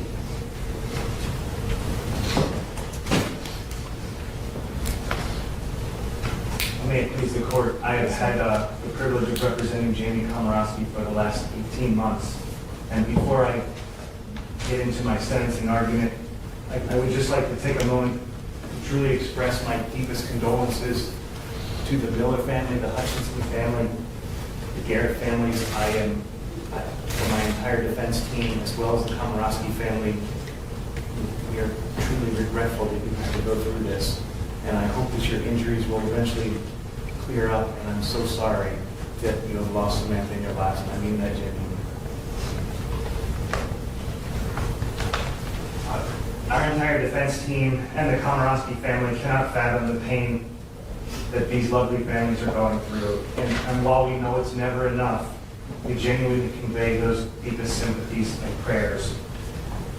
And I want the court and everyone in the courtroom to know that Jamie has heard the calls for punishment. And as you will soon hear, she recognizes those calls are justified. Punishment is one cornerstone of our criminal justice system. And punishment is warranted here. No one is contesting that. Most importantly, Jamie. And we also recognize that punishment serves deterrence purposes. It ensures that people are accountable for crimes that are committed, especially those that, like in this case, involve victims. Here has been highlighted a beautiful bride lost her life, and several were seriously injured. And that's, as I mentioned, that is not lost upon me, the Komoroskis, or our entire defense team, Your Honor. We also just respectfully ask this court to equally consider various other sentencing factors that are likewise cornerstones to the criminal justice system. Factors that we submit are material to fashioning an appropriate sentence here. And those factors necessarily include Jamie's history, her character, her rehabilitative potential, which must be equally weighed with the needs to protect society, to deter, and to punish.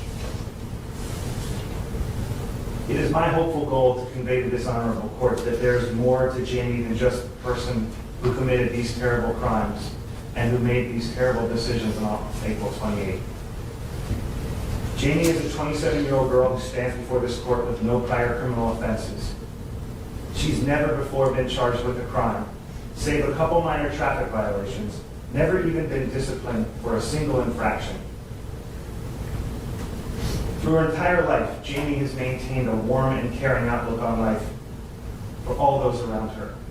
She's strived to help others even from a young age, entrusted by so many to care for infants and young children in some of the families where she grew up and in the Charleston metro area.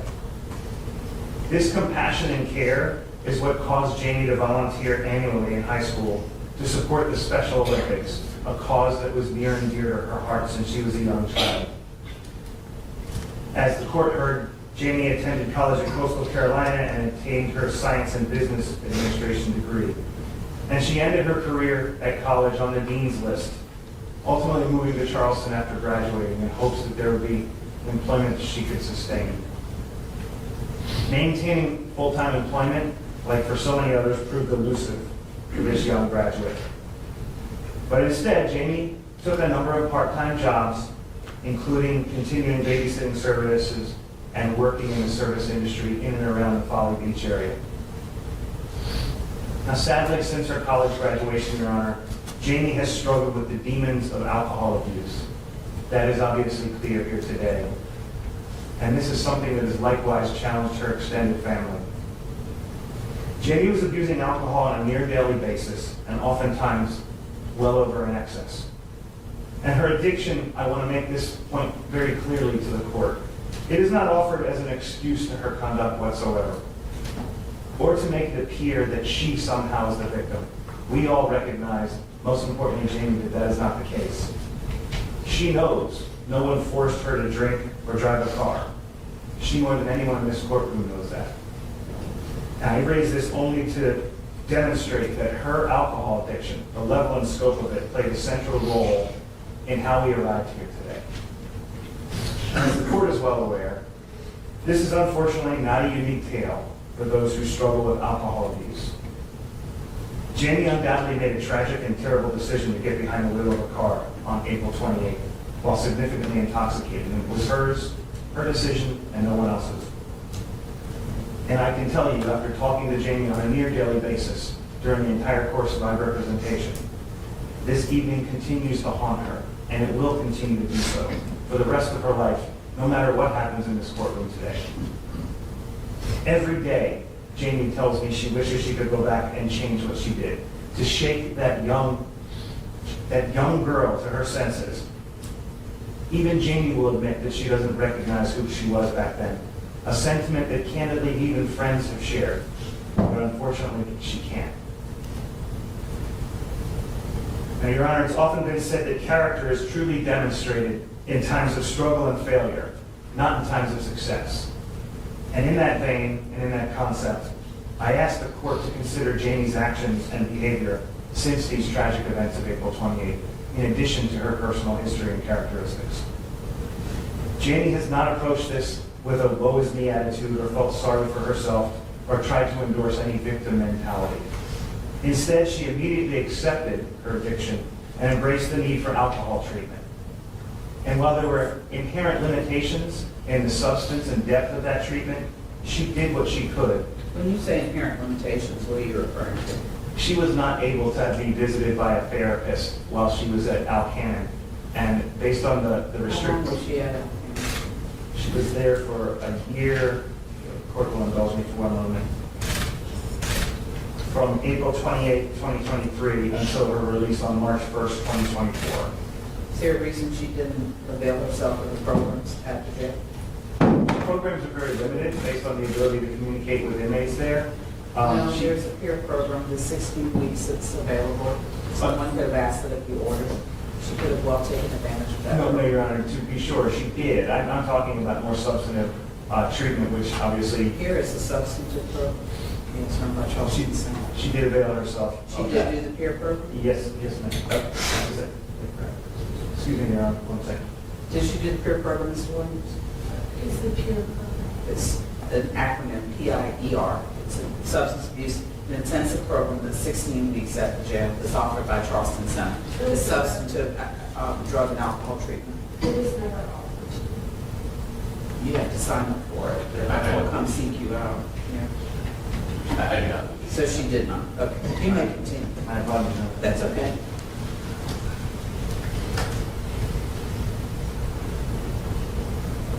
Jamie, as the court heard, she's been participating in AA meetings while detained at Alcannon, and since her release to restricted house arrest, in participating in meetings 6 days a week. She has hosted in-person meetings at her apartment every Friday and also chairs an AA meeting on a weekly basis. Jamie has also volunteered to answer the AA hotline once a week, trying to offer steady and experienced counseling to individuals who may be in crisis. So why didn't she try to get some inpatient treatment? What was the impediment to that? Or having something, not that I'm knocking AA because I don't, it is for many, it is a great program that assists them, but it usually follows something more substantive, such as intensive inpatient treatment or ongoing intensive outpatient treatment. And I think that's the question that I'm more interested or most interested in hearing. When you say someone's availed themselves of substance abuse treatment, I expect something more than AA. We attempted to do that, Your Honor, when we had our detention or bond hearing. In fact, She's been out since March 21st, so let's go from there forward. an extremely restricted house arrest. And as I understand it, unable to facilitate the visits unless we were to go to a facility where she could go Could to have the asked for facility. permission to do, correct? And so that's what there was no attempt to have any type of treatment of that sort. Endorsement of that permission from the state was not forthcoming, Your Honor. Did you ask? We did, we had those discussions. Okay. Did she make any attempts to have any online therapy? As best as she could, Your Honor. Yes, ma'am. You may continue. Thank you. You're welcome. While detained at Alcan, she obtained a professional skills credential from South Carolina Works in digital literacy while she was detained. And following her release under the House release conditions, as she alluded to, she's been working 2 jobs, trying to continue to be a contributing member as best as she could under those circumstances to society. She worked remotely as a web designer, and then one colleague through AA was so compelled by her that she hired her as a remote digital marketing assistant, which I am told is a job that she can avail herself of ultimately when she is released. As you'll soon hear from Jamie herself, she deeply regrets these decisions that she made on April 28th.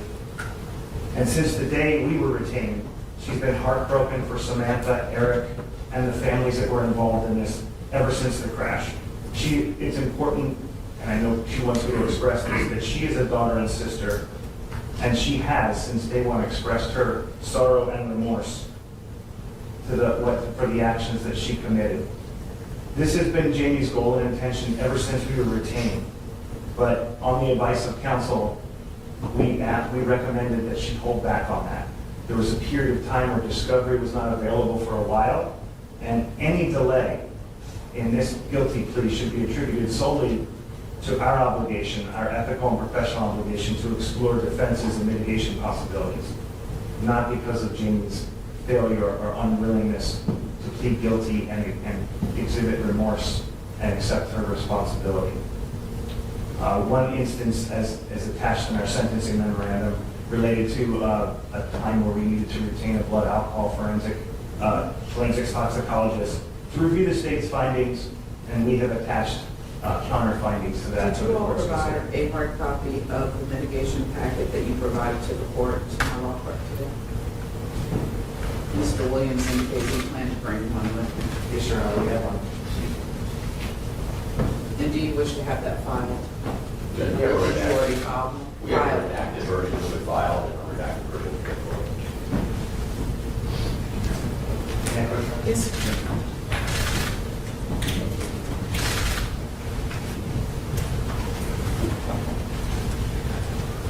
You may continue. Thank you, Your Honor. You're welcome.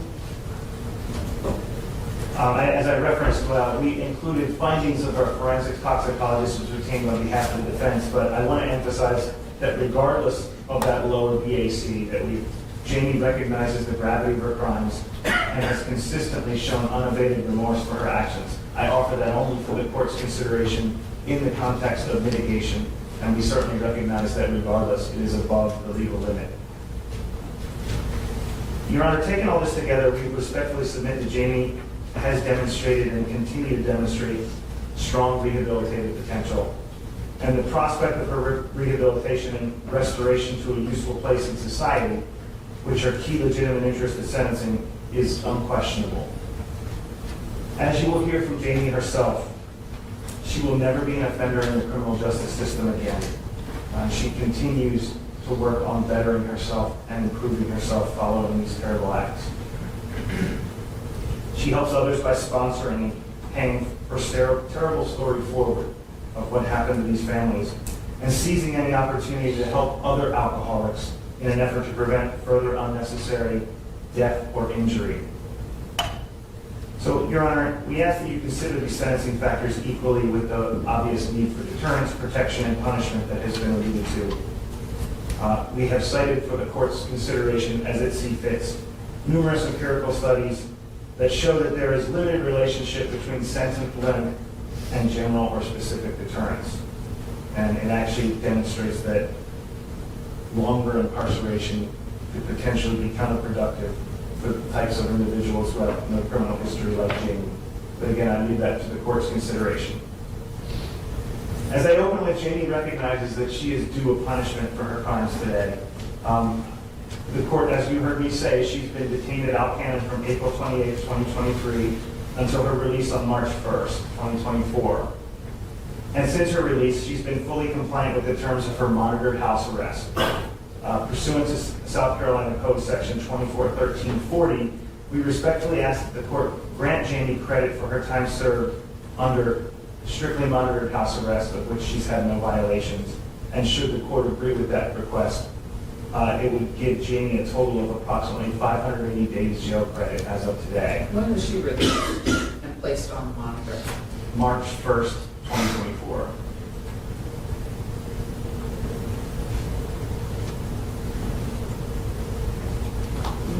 Thank you, Your Honor. You're welcome. Incorporating this credit, we only ask that the court fashion a sentence that's sufficient but not longer than necessary under these circumstances. It is genuinely hoped by Jamie and by all of us and her family that while she caused this great tragedy, her actions on this one day of her 27-year life will not solely define her as a human, and the court will see that.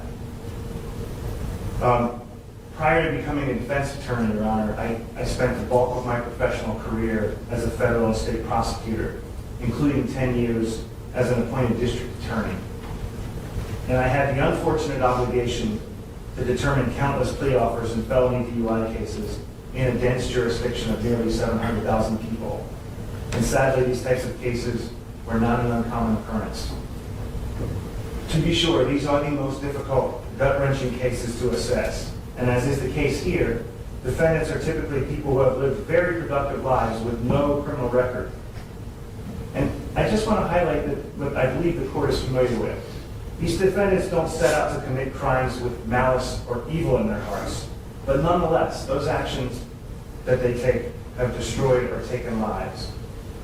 Balancing the interests of the state, the victims, and the defendant is extremely difficult. And Jamie here is no different. She has chosen to plead guilty to her crimes without the protection of a plea agreement. The court should see this, I hope, as evidence of Jamie's genuine remorse and acceptance of responsibility for her actions.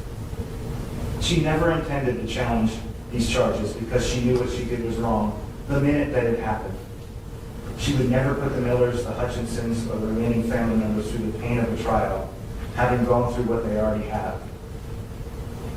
Your Honor, I say the last concept for what I submit is the most fundamental cornerstone of the criminal justice system, and that's mercy.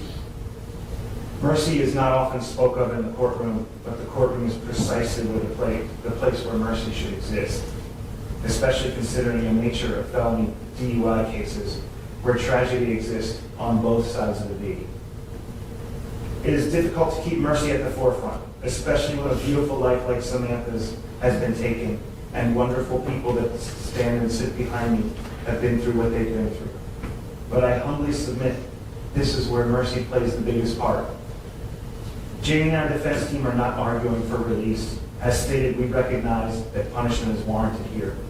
What we simply ask the court is this 27-year-old girl with no criminal history, who struggles to face the demons of alcohol abuse and who made a tragic error in judgment to drink and drive, who has no history of violence, and who most importantly has regretted and has been remorseful for her actions since the moment she committed them. Is this girl deserving of the court's mercy? We humbly submit the answer is yes, and under these circumstances, ask the court to properly fashion a sentence that is sufficient but not greater than necessary to punish the conduct here. Jamie's a young girl who made a truly terrible error in judgment, and there but for the grace of God go us all. Well, that concludes my argument, Your Honor. With the court's permission, I would invite some of the members of the Komoroski family and other supporters to address the court. I have a list of 7 people. Is that, well, not including your client, I have a list of 6 people. Is that who you're referring to? Yes, ma'am, it is. You may proceed. Thank you, Your Honor. The first person I'd like to invite to address the court is Jamie's father, Charles Komoroski, who's seated in the left side of the courtroom. Yes, sir, if you would state your name for the record. My name is Charles Komoroski, Yes. Jamie Komoroski's father. Yes, sir, be glad to hear from you. Your Honor, I would like to address Samantha's family, the Millers, and Aric Hutchinson's family. I'm very sorry for the pain and suffering of my daughter Jamie's terrible decision to drink excessive amounts of alcohol and drive a car that resulted in taking the life of Samantha. I am so very sorry, and so truly very sorry. Because of the pain that she has caused, Jamie is doing everything she can to help others. She has become very involved with Alcoholics Anonymous. She attends virtual Alcoholics Anonymous meetings every day. She is the chairperson of one of the meetings. She hosts a meeting every Friday morning in her home, at her apartment. She volunteered to be on call for the Alcoholics Anonymous hotline. She answers calls from people that are in immediate need of support and information. She advises them on how to get involved with Alcoholics Anonymous and also reassures them that they are taking the first step to getting help for their addiction. She shares her personal story so that it may prevent others from drinking and driving. She is passionate about trying to help people to not drink and drive. She is a very caring, loving young lady. She's working and will work tirelessly to help others to make better decisions than she has and to never drink and drive. She has taken full responsibility for her disastrous decision to drink and drive, resulting in taking Samantha's life. Please allow her to fulfill her heartfelt desire to help others and prevent someone from making the tragic decision to drink and drive. She truly is a wonderful person that can and will help others. Thank you, Your Honor. You're welcome. I'm very sorry. Yes, sir. Thank you, Your Honor. I'd like to invite Jamie's mother, Tracy Komoroski, to address the court next. Yes, ma'am, we'd be glad to hear from you. If you would state your name for the record. My name is Tracy Komoroski. Good afternoon, Your Honor. Good afternoon. Could you spell your first name for the record? Traci. Thank you, ma'am. You may proceed. I'm Jamie's mother. And first I want to say how truly sorry I am for all the pain and suffering and heartache the victims and their families and loved ones have to have endured. With my sorrows, I will always feel the pain. I will not feel the pain. I will feel God for what has happened to everyone.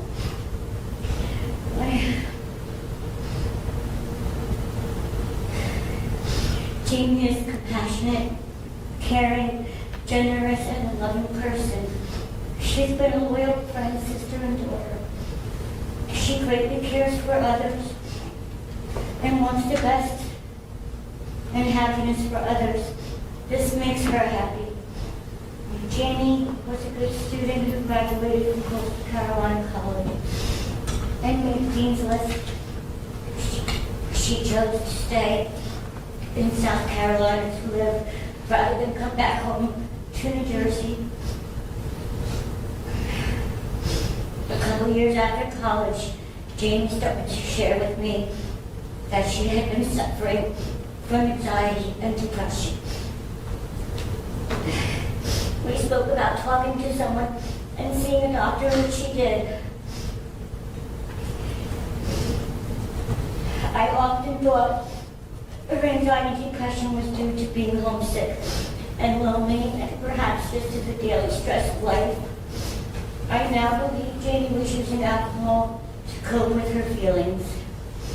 I will forever regret not speaking to Jamie about alcoholism because it is in our immediate family. Jamie has been doing everything she can to better herself. As I know these things are being repeated, but this is what I wrote down. She has been involved with AA and its members. She joins meetings online and answers AA hotline calls to help others. Jamie is constantly sharing her story to possibly help others from making the same mistakes she has. She has opened her heart to many. I respect your sentence for Jamie, Your Honor, but I do ask for some mercy on my daughter. I know she made a horrible decision, but she is a good person, and I thank you for this opportunity to speak about her daughter today. You're welcome, ma'am. Is there anyone else that wishes to address the court? Yes, Your Honor. Next, I would invite Jimmy's sister, Lee Komoroski, to address the court. Yes, ma'am. If you would tell us your name for the record. Lee Komoroski. You can spell your first name, please. K-E-L-S-I. Thank you, ma'am. You may proceed. Thank you. You're welcome. I, of course, first want to apologize to friends and family and loved ones of Samantha. So sorry, and nothing that will be done here today to be able to, this is just horrible decisions back.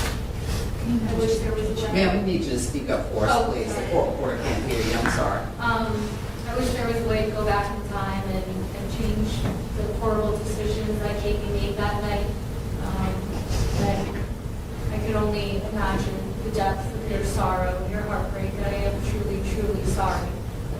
I know a lot of people have spoken about what Jamie has done since being released and coming onto house arrest. And I think the biggest note here is that she's just taken as much action as she can. There was an action that caused a death, and I know she's going to vow and commit herself to facing actions out in the world that could hopefully right these wrongs in one way or another. She's here to help others through their struggles and to be more open about struggles of alcoholism. How you see it in your family and how you can prevent things from moving forward to something so devastating happening. I love Jerry very much, and I'm sure that's hard for some people to hear, but I've known her whole life. She's not a bad person. She won't wish harm on anybody. She did make a horrible, horrible mistake. I am very sorry to the friends, families, and loved ones. And I just ask the court sees the potential in her to be able to move forward and help others. I know she will, wherever she may be. And I just thank you for your time today. You're welcome. Yes, sir. Thank you, Your Honor. Next, I invite Kim Walters to address the court.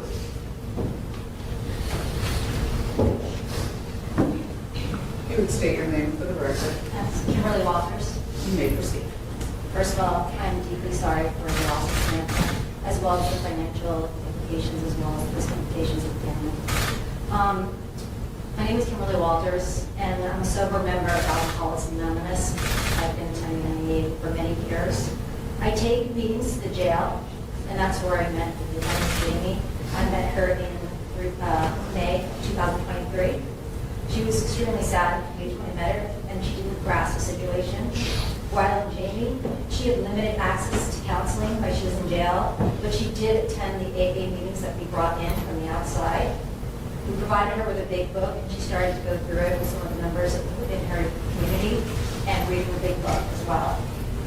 When she was released on house arrest, she reached out to me through some of the Zoom meetings and asked me to be her sponsor, and I gladly accepted. As her sponsor, I met with Jamie twice a week at her apartment, where we went to the big book. We began working the 12 steps of AA. And AA is not just a fellowship, it is a way of life. It's a way of life for me and many others to keep me sober. I work with other alcoholics. She has taken complete action for accountability for our actions, and she's made amends where she can. Jamie approaches the process through its fearless and determination to turn her life around and take responsibility for her actions. She made the direct amends where she could, and she took on a path of honesty and integrity. Through her involvement of aid, we've heard of all the great things she's done, whether it be hosting meetings at her home, reaching other alcoholics, or sharing her story so this tragic accident will not repeat itself. In addition to recovery efforts, she's also found a part-time job using her education to better herself and care for herself. This opportunity has allowed her to get back to the community by advancing her career. She's passionate about helping others, as we've heard, and helping other local run businesses and helping other women and alcoholics. As we all know, what has occurred is a tragic accident as a result of the disease of alcoholism. While there's no true way to right this wrong, Jamie is deeply remorseful of her past actions, and I care for her as she was my own daughter. She's thoughtful, kind, and compassionate. This tragic experience has unfortunately awakened her and had her claim that she's now an alcoholic, and she's now embraced the principles of AA. In my many years of Alcoholics Anonymous, I have worked with many sponsees. That's part of this program. You can't get sober alone. We do it with others. We continue to carry the message to help other alcoholics. Jamie stands out to me as a very impactful person, not only because of her circumstances, because of her unwavering faith. Her unwavering faith in a brighter future and an embracing of the AA program. Jamie is ready to make amends for the life she took and for all those that were affected. She's accepted whatever the judicial system imposes on her and intends to face this with dignity and sobriety. I'm incredibly proud of her, and although she's remorseful for her choices, she is an alcoholic and she was sick. She did not make this decision consciously or sanely when she was drunk. She made the choice to drink, but unfortunately in alcoholism, this is a deadly disease and we make very poor choices. While nothing can be done to bring back Samantha, Jamie's a young woman with a full head of life ahead of her. She's already on the way to changing her life around, and adding many, many years of sentence might be reckless as well. I have 2 teenage daughters, and while I would be devastated if something happened to them, I would hate for another life to be taken away through a lengthy sentence. I strongly believe that our AA community and the broader society will be better off with her actively contributing as a member, and I pray for mercy and leniency. I thank you for considering my words. You're welcome, ma'am. Thank you, Your Honor. Next, I would like to invite the Director of the Charleston Recovery Center, Jennifer Jett Peck, to address the court. Good afternoon. Good afternoon. If you would tell us your name for the record. My name is Jennifer Peck, Jennifer, that's P-E-T-T. Thank you. You may proceed. I have had a lot of tears for both families involved in this, and a lot of prayers for both sides of it. There's no easy way and no easy solution for anybody in this courtroom.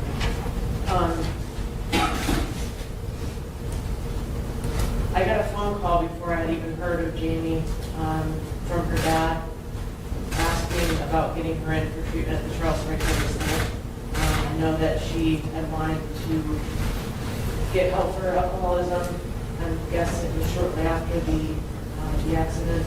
I don't watch the news. I didn't know anything about that. I didn't know her. I didn't know her dad. But I knew that her dad was reaching out for help. I later found out who he was calling about was Jamie. And I was invited to the bond hearing where the family and her attorneys had hoped to get her enrolled in the Charleston Recovery Center for a residential long-term inpatient recovery center, and they wanted to have Jamie come there. It didn't work out with the decision of the court, but shortly after Jamie was released on her bond, she reached out to me, and I know that she reached out to several other women at AA and tried to get some sort of recovery going from where she was standing. She wasn't sure how that worked. It sounded like she had found a wonderful sponsor. She checked in with me several times since she's been on house arrest. She's been making good progress with her sponsor. Alcoholics, I'm a recovered alcoholic myself. My sober date is April 21 of 2019. And I've been on the side of the law where, the courts, where I was facing time. And I know that from that side of it, God can use us wherever, whether it's this courtroom, whether it's jail, whether it's home. In Jamie's case, she has thoroughly embraced the steps. You're right, Your Honor, you can't go to AA and expect to stay sober. You have to thoroughly walk this path. You have to thoroughly invest yourself in this program and work these steps. Jamie has worked all the steps, and a huge part of this program is continuing to pass on this message to other alcoholics. And her story is powerful. Working in a recovery community, I've seen a lot of tragedy. It's a heartbreaking field to be in, but it's also very rewarding because I've had the benefit of seeing people like Jamie turn their lives around and carry this message to help countless other people that came in behind them. I went to an AA meeting once and they asked somebody who was sober several years, several decades, to stand up. He was dying of natural causes. He was still sober. They had asked everybody who he had helped who he had sponsored to stand up. And a handful of men stood up. Then they told those men to keep standing and the people that were sponsored by those men to stand up. And more people stood up. And then those people who had they sponsored to stand up.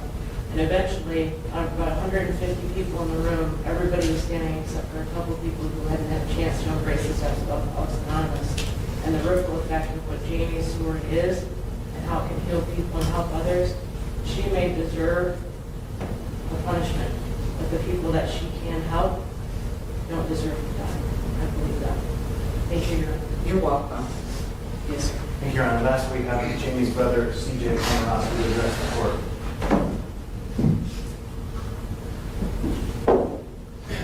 Sir, if you could tell us your name for the record.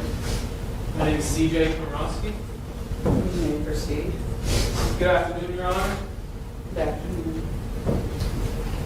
To Mr. and Miss Miller and to Aric, I'm so sorry for what you lost and what you will not get back. I'll carry this day with me as a reminder to forever and always be careful and think twice to make sure nothing like this will ever happen again. I wholeheartedly believe in my sister Jamie that she truly does feel the same way. I trust her. I'm confident in her beliefs and her abilities to make something right out of all this. That is all. Thank you all for your time. Thank you. Thank you. Yes, sir. Thank you, Your Honor. With the court's permission, I would like to invite Jamie up to address the court.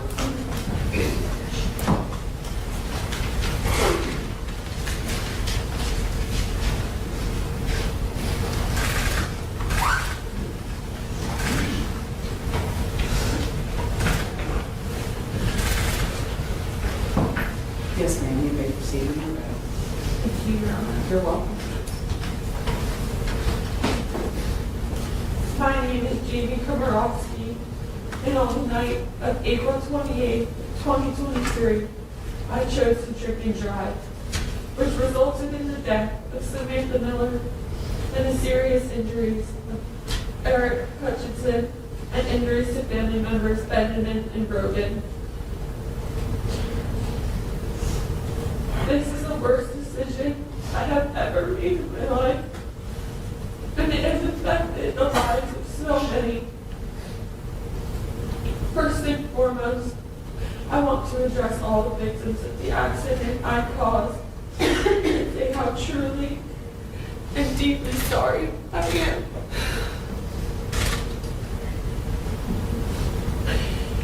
Due to my poor decisions, a beautiful life was taken.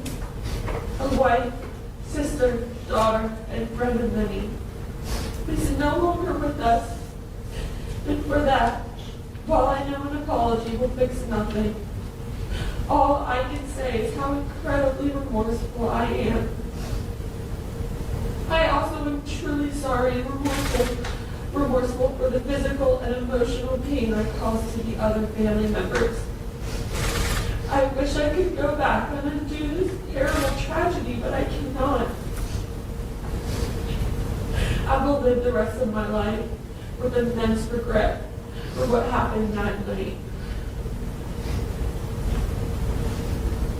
I also want to express my deep remorse and sincere apologies to all who were involved in this tragedy, including the first responders, police, friends, and families of the victims, and anyone who was hurt in any way due to my poor decisions that night.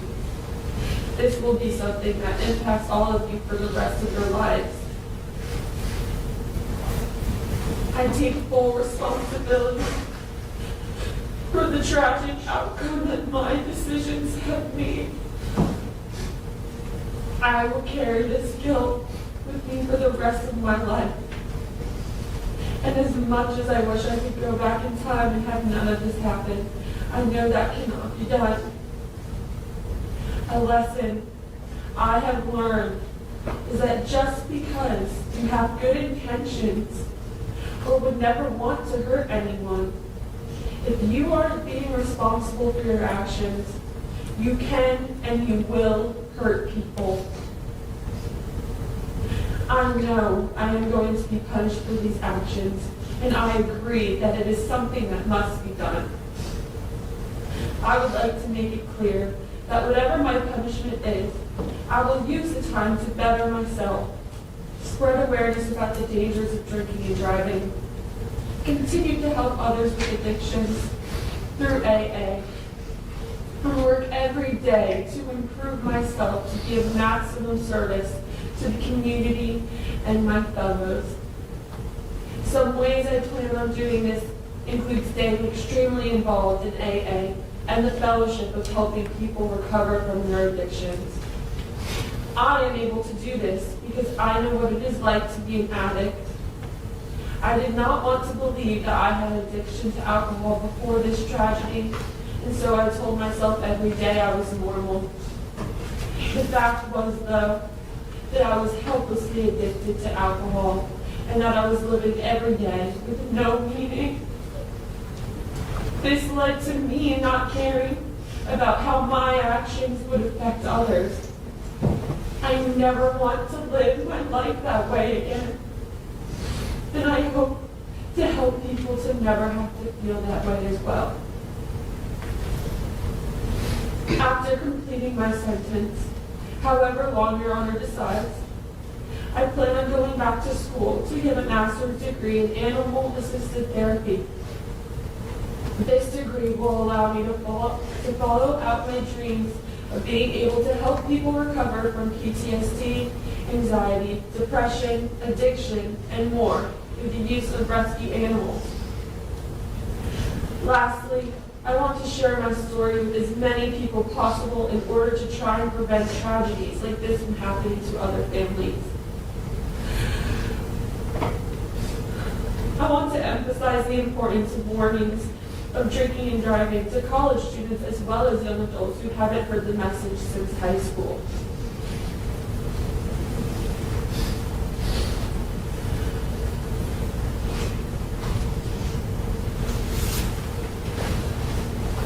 It is vital that the warnings of drinking and driving don't stop after the age of 18. I feel we all need to be reminded, no matter what our age is, so that the reality that this can happen, if not careful, stays fresh in people's minds. I have never been in trouble before, but one isolated decision of mine devastated so many lives. All of this work I plan on doing will be dedicated to Samantha and her family. Unfortunately, it took this incredible tragedy and terrible incident to wake me up to the extent of my addiction. I hope to help people wake up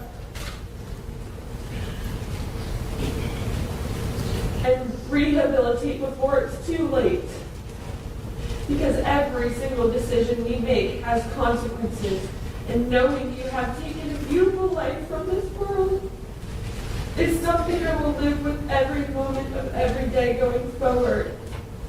And life that should have lived on to fulfill all of her dreams and ambitions, who would have helped so many people in her life, all because of my own inconsiderate and thoughtless actions. I want the last thing that I say to be that from the very bottom of my heart, with every fiber in my being, how sorry I am, and that I take full responsibility for my actions. Hopefully one day you will be able to forgive me, but I know forgiveness must be earned, regardless of whether that day ever comes. Please know that I will always be devastated, deeply ashamed, and terribly sorry for what I have done. I pray God stands by the side of my victims and their family and loved ones for the rest of their lives. Thank you.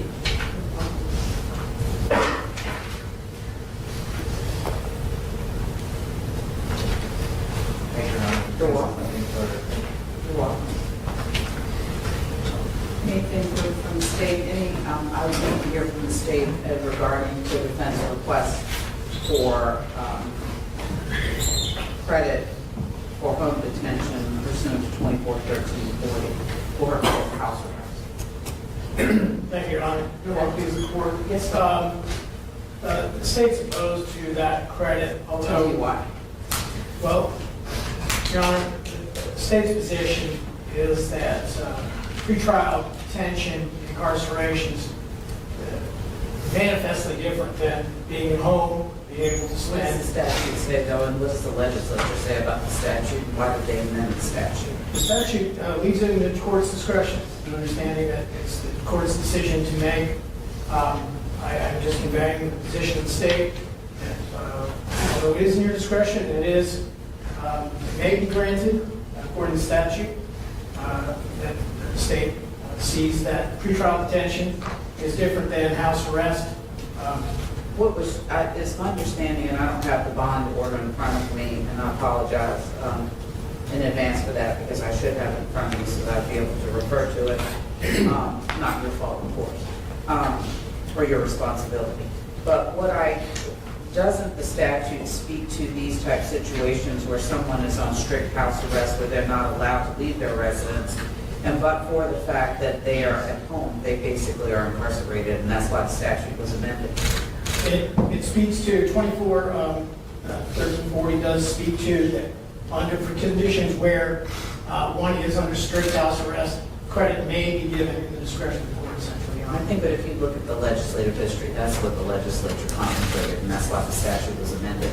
Do you have any indication that she was allowed to leave her house during the period of, I believe what your lawyer said, she was released on March? She was released March 1 of 2024, Your Honor. And do you have any indication that she was allowed to leave her house, or was she strictly confined to her residence on a GPS? Your Honor, according to the bond order, she's strictly confined. She was able to leave, and with the understanding of the state for the SLED mandated maintenance of the GPS monitor. And to see her lawyer and for emergent medical situations, correct? That's generally. It was for medical emergencies, was the permission of the court from the bond order. And when was that bond order established? When was it? The hearing was August 1st, 2023, Your Honor. And when was the order issued? It was issued immediately afterwards. I don't know exactly the filing date, but it was drafted and then filed. Was the judge announced? It was.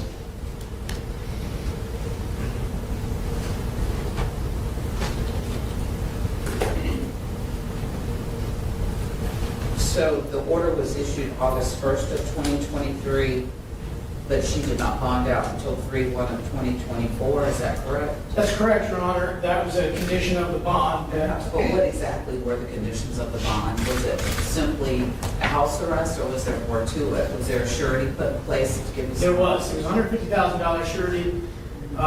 It was strict house arrest, but for medical emergencies. The defendant was to wear a scram monitor and be monitored by GPS racing, right?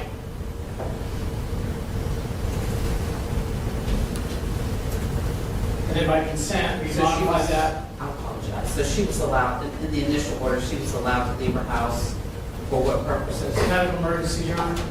And that was it? That was it, yes, Your Honor. And And then then you further, said you all consented we to? consented to an amendment that allowed her to leave pursuant to the requirements of SLED maintenance on the GPS.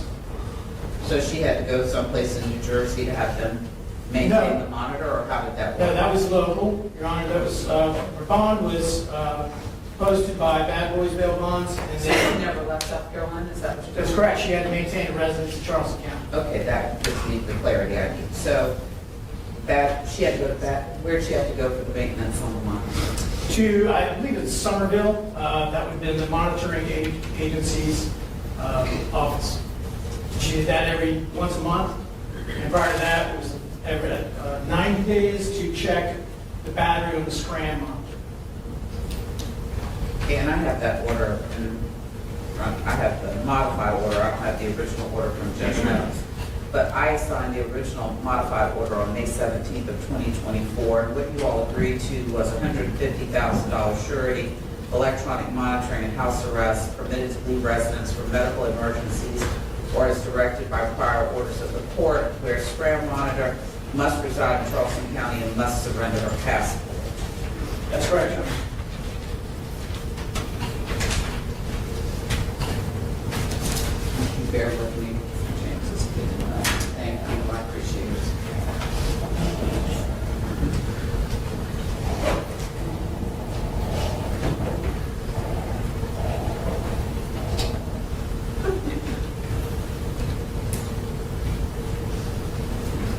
The original bond order was entered March 1st of, when I say original, I mean by circuit judge, March 1st of 2024, and that was by Judge Nettles, and what he indicated was, and that was, it was signed 2/29 of 2024, but it was issued March 1 of 2024, and the hearing was, you said, in August of 2023. Correct. And that order provided $150,000 surety. The defendant shall be subject to electronic monitoring house arrest. The defendant shall only be permitted to leave her house for medical emergencies or as directed by prior orders of the court. The defendant shall be required to wear a Scram monitor, and for the benefit of the court reporter, that's an acronym, and it is SCRAM.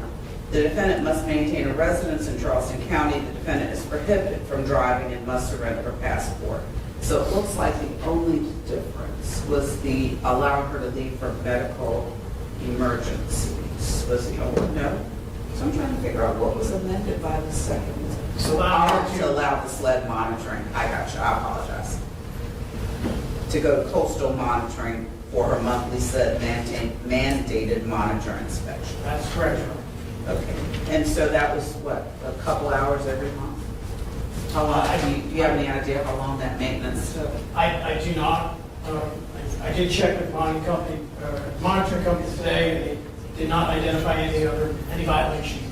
I'm present, in case you have any questions. Perfect, you can answer that question for me. Yes, ma'am. How often was the maintenance? If you could tell us your name for the record. Stacy Andrews, STACY. And you were with Bad Boys? No, ma'am. My company is Coastal Carolinas Monitoring, LLC. And how often did this maintenance take place? Now that we're SLED mandated as of January this year, GPS clients must be visually in person inspected once a month. So she was at my office for about 20, 30 minutes at most, once a month.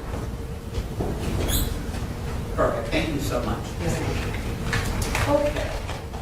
I'm sorry. You may continue your argument regarding whether, regarding the request for credit for monitored house arrest pursuant to 241340. I don't think I have anything further on that, Your Honor. Well, tell me again why you feel it should not be awarded. It's the state's position that, although contemplated by the legislature, it is inherently manifestly different to be incarcerated within the jail system versus being at home.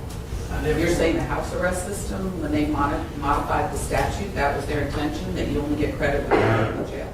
That the credit is at the discretion of the court, Your Honor. And the state's position is that that should not be granted. However, again, it's a discretion of court.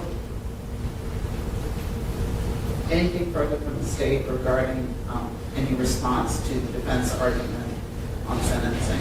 Only as Your Honor pointed out, the only amendment to the bond, the only amendment sought for the bond was to maintain the GPS monitor. There was no, although there were discussions that were referenced regarding substance abuse treatment, that would have been, and that was conveyed, that's a discussion, that's a determination of the court, and that was never sought.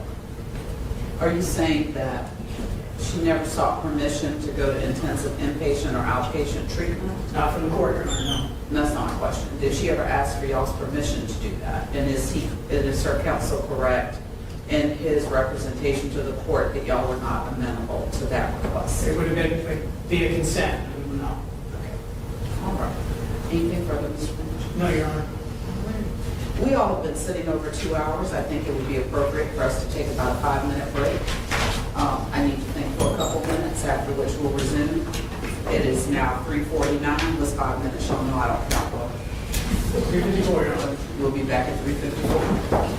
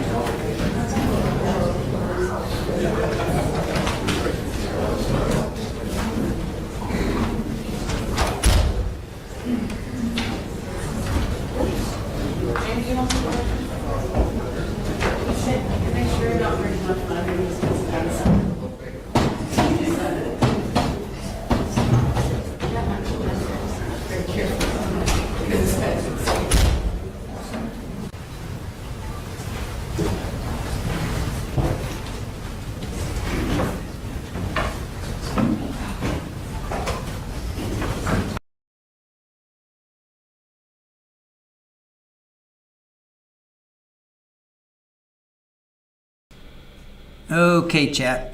Just going to follow YouTube's guidelines here to provide a little bit of break there, because I would have, if that would have been live, I would have broken in there for that 5-minute pause break. And Pammy, yeah, I wish I could have zoomed, but we're not doing that anymore. So let's just recap a little bit what we just saw. We heard from. Initially, we heard from, giant time. So, okay, so we heard from the Hutchins and the Millers, Samantha's side of the family and her friends and family. So it was Lisa Miller, and I'll recap this afterwards, but I just want to briefly go over this. So Lisa Miller was the mother, followed by Amanda Jenkins, who was their sister, and then her brother, David, and then her biological dad. We'll get into that afterwards. He was pretty powerful. Nate Hutchinson, who was the mom to Aric, and then Alexis Garrett, who was a sister to Aric and wife to the driver on the cart, and also her son was in the cart. Brogan Garrett, he was on the cart, as well as Benjamin. Benjamin was he was the husband. Let me write that down in my notes. Okay, husband, and then son. Okay, and then Aric talked finally. And again, I'll revisit these afterwards, but I just want to have a little break here, so that that's what we're doing now. Then that was followed by Charles Komoroski, who was her father, and then Tracy spoke. She was the mother. Kelsey was a sister to Jamie, and then Kimberly came in. They met in jail. She was AA director, or AA. I'll just put that down. And then Jennifer Kett, she was the director of the Charleston Treatment Center. And then Stephen, who was the brother to Jamie, and then followed by Jamie herself. And then again, I'll recap all this in greater detail afterwards. And then stick around, because afterwards I'm going to talk about Jamie's mom, and she had an incident, and then Jamie's priors, and then Lisa Miller and her suing everybody. including Aric. So we have a lot to talk about afterwards, but I just wanted to pop in now, following YouTube's guidelines of providing unique content. So I will go back now to the sentencing, where I believe Judge Deandra Jefferson will give the sentencing now. So let me pipsqueak myself, and let's go back into the court.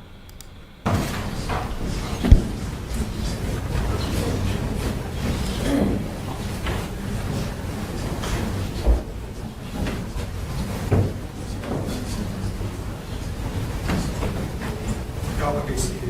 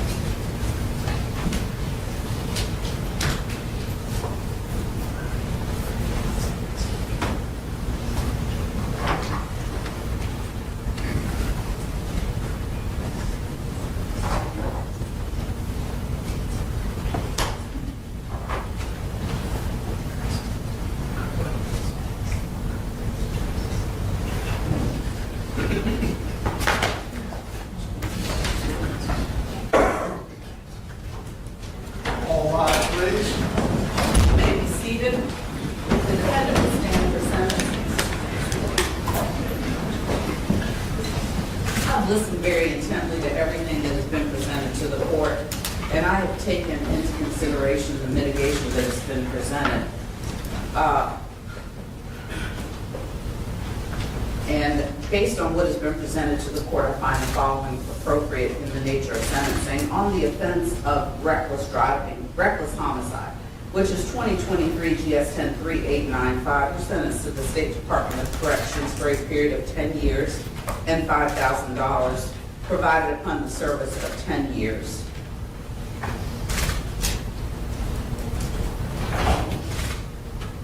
Yeah. On both counts of felony DUI, great bodily injury, you're sentenced to the State Department of Corrections for a period of 15 years and $5,100, provided upon the service of 15 years. And on the offense of felony DUI with death, you're sentenced to the State Department of Corrections for a period of 25 years and $10,100, provided upon the service of 25 years. These sentences are concurrent with one another. You'll get credit pursuant to 241340 if that becomes applicable. And I think it is appropriate, and I queried Mr. Finch for a particular reason. It was not random. Our state legislature, in their infinite wisdom, amended 241340 to allow for time spent on monitored house arrest. And it was contemplated that a person get credit when they are basically in jail at home. And based on how Ms. Komoroski's home detention was structured, she was in jail, but for being at home. And I think it is appropriate that she receive credit for any time served on monitored house arrest or home detention. Those terms in my mind are interchangeable. from the period of 3/1/2024 through the present, and we'll calculate that and place it on her sentencing sheets. Again, these sentences are concurrent. I've ordered the ATU if that is available to her, and she will get credit for any time served pursuant to 241340. Thank you all for your time and your attention today. Have a good afternoon.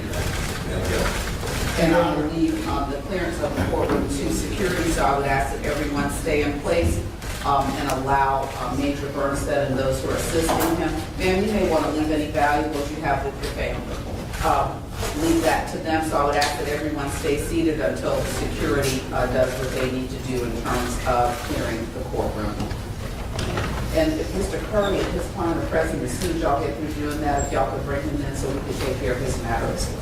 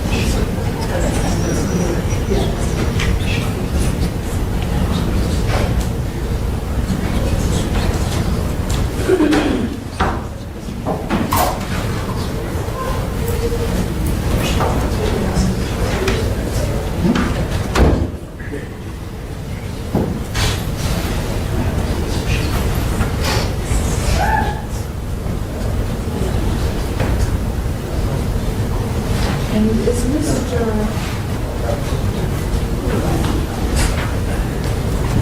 Do you know where Mr. Cooper and I'm trying to think who's on the other side of that case? Can you help me out, please? Mr. Frazier? Yeah, are they? I don't know if you're here, I can send a message. Could you find out for me? That would be very nice. Yes, Your Honor. I appreciate it.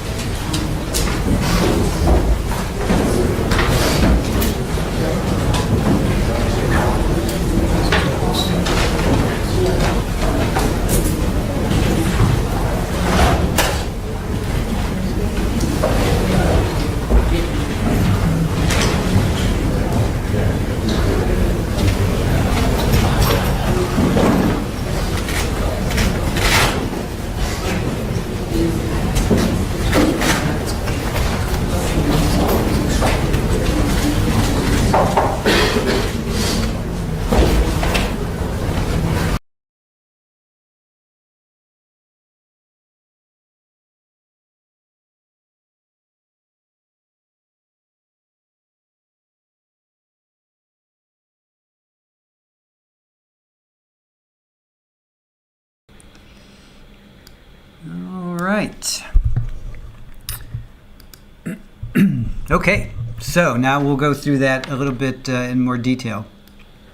Yeah, I was kind of expecting it to be like this blood-curdling, but therapist, said it sounded like a cat. Somebody stepped on a cat. It wasn't here, trust me, it was not here. How's my audio? Audio good, guys? Can you hear me? It's faint now because she's moving down the hall, but clearly tantruming, the boss lady, yes. She got stung by a bee. Jeannie, that's funny. People in the court definitely heard. Yeah, everybody looked over. Galadriel, I don't know who that was, OnlyFan. The other blonde was Alexis Garrett, but I don't know who that woman with the white hair, yeah, she did look like Galadriel. I agree. All right, guys, good audio. Okay, thank you. Thank you, guys. Thank you. Cool. All right, so let's break this down a little bit more. I'm going to go quickly through what we just saw, but then I want to get into her mom, who had hit somebody, and then her priors, and then Lisa Miller, who is the mother of Samantha, and what her deal was. All right, so to recap, here we are. It's Jamie Lee Komoroski, and it's her sentencing.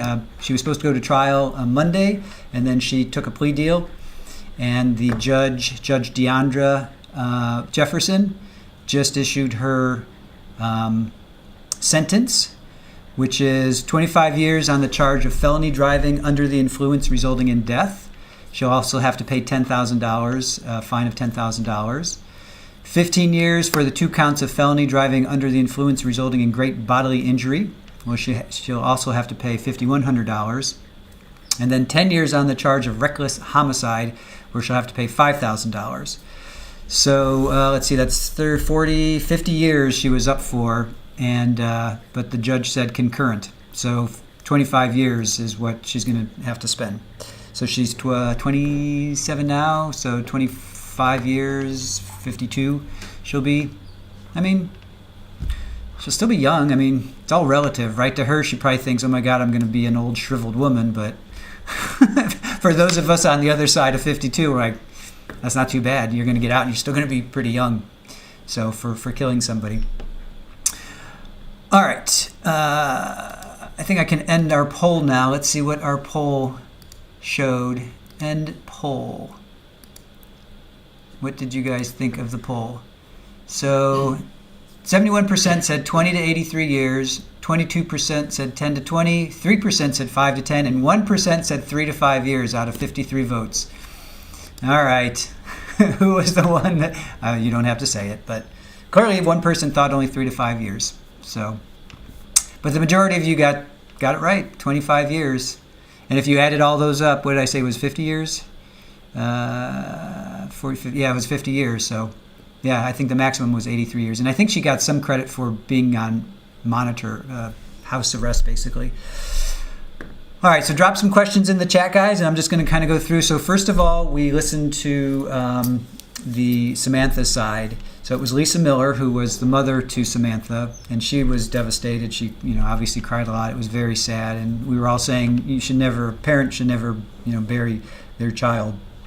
And that's kind of what I was getting from Lisa, from her mother. Obviously very devastated. She was talking about they had just finished the wedding. It was like 10 o'clock. The reception was over, and they were, I think, on a porch or something, having some wine or having a drink. And she heard the sirens, and she kind of felt that in her gut, in her heart. I think every parent, or if you're connected to anybody on any level, when you hear that, you're like, that does not sound good. So, and she said it was, I think it was a Friday night, I believe, and it was, she said it's rare to hear sirens on that. And it's kind of like an A1A, if you guys know an A1A or any kind of beach access. If you have been to a beach or live next to a beach or whatever, it's only like a 25 mile an hour speed limit. So when you hear sirens, something bad has happened. And mother knew that. So then it went to Amanda Jenkins, who was her sister, Samantha's sister.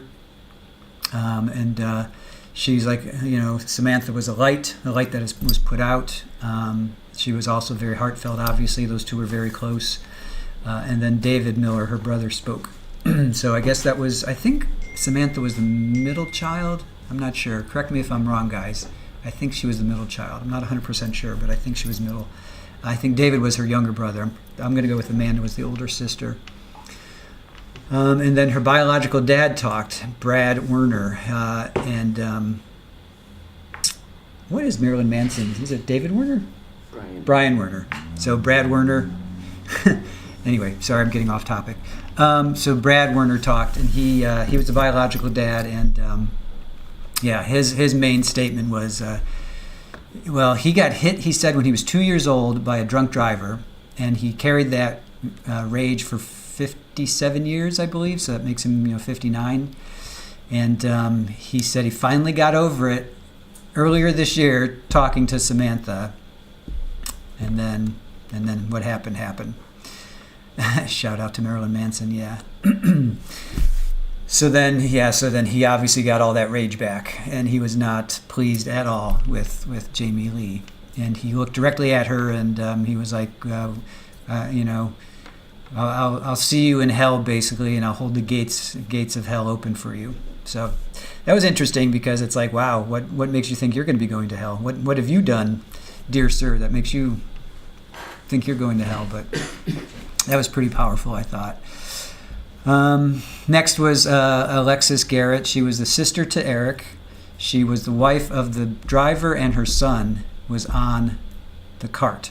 So I'm sure you guys knew this, or maybe you didn't, but the two, so Benjamin and the son, Brogan, were in the front driving this golf cart, and they had legal rights. I mean, you have full right to be on the road. It's not like they shouldn't have been on the road. They had full rights to be on the road. It's street legal.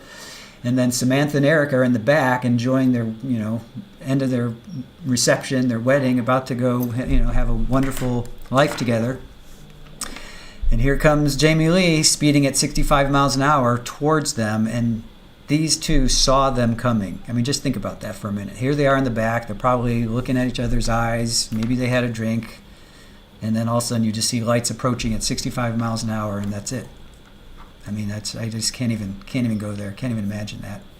No, OnlyFans, I looked for pressers. I couldn't find any. I was really actually kind of surprised. I looked. If you find one, let me know. I'll show it. But I did not find one. Okay, so yeah. So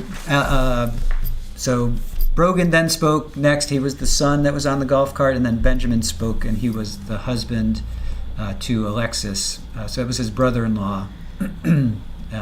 That got killed.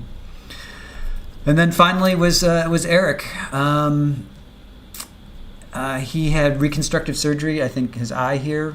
He got hit. He got hit head on. I can't believe their legs didn't get just chopped off or crushed. Maybe they jumped. I don't know. I'm not sure how that happened. I'm sure he doesn't want to relive it either. But.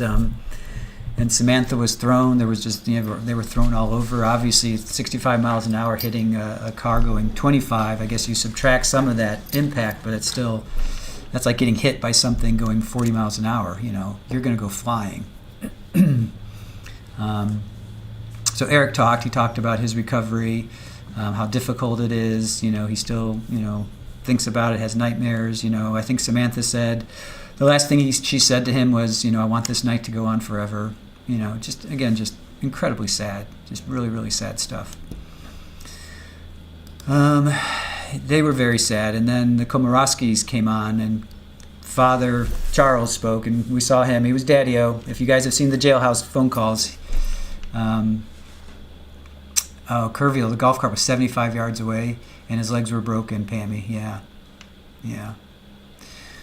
Yeah, 75 yards. The golf cart went 75 yards, and again, bodies are all over the place. Just absolutely horrific. I saw the footage, Kerrville. I saw the car and the golf cart were connected. So maybe when the car hit, it traveled 75 yards. Because the photos that I had seen was the car was hit, mangled, but then the golf cart was up on its side. So. All right. So anyway, Daddy-O, Charles Komoroski, he spoke. We've seen the jailhouse phone calls. If you guys have seen them, if you know what I'm talking about. If you haven't, check them out. Other channels have them and have done breakdowns on them. I think there's 3 by Charles, and the one I saw of the boyfriend of Jamie's as well. I forget his name.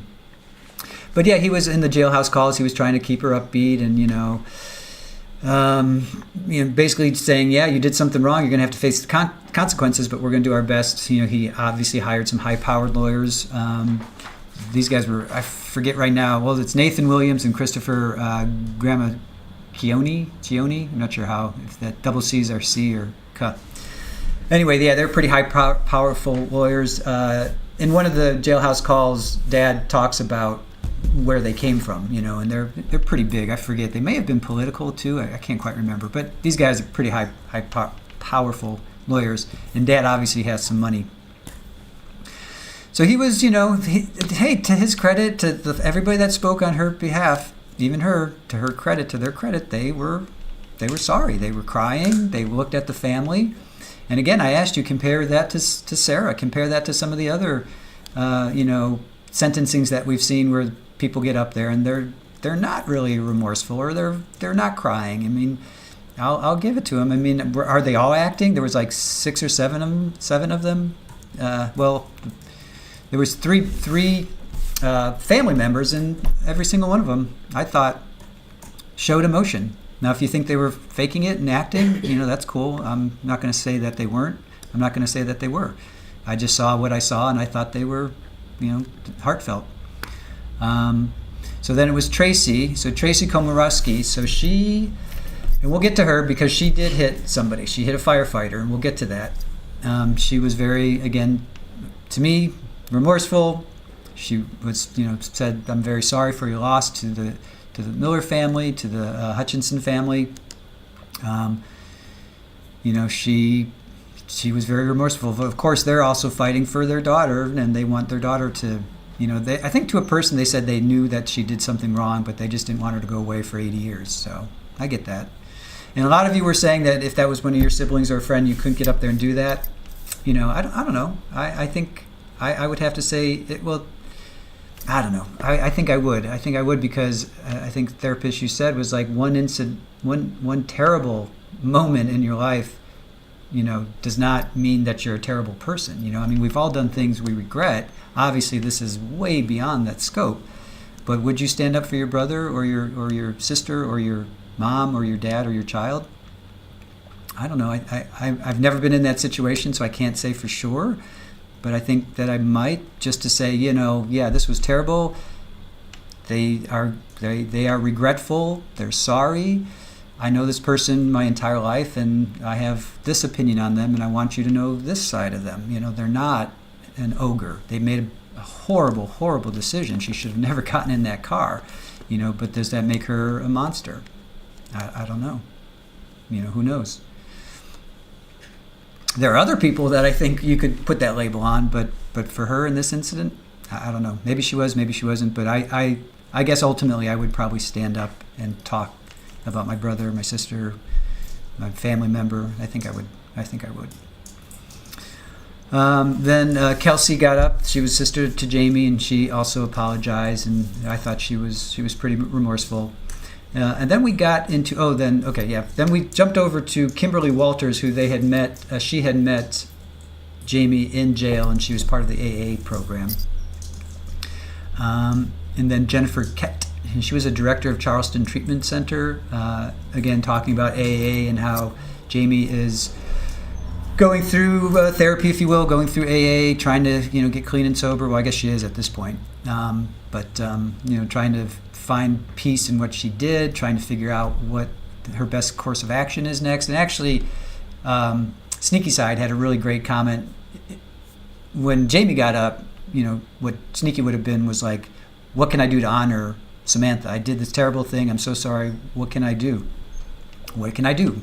Start a fund, start a program, start a chapter, do something. What can I do? Help me understand what it is I can do, other than just say I'm sorry, because sorries are whatever. Oh, Dwayne, you in the chat? How you doing, buddy? Thank you for joining us. And then Stephen Komoroski, he was the brother. He came up. He was quick. He was short, and he was like, yeah, he was the younger brother, and he didn't want her to go away for a long, long time. And he saw the good in her, So again, I don't fault these people for getting up and saying, yeah, one action was regretful, terrible, horrific. You're never going to get that back. But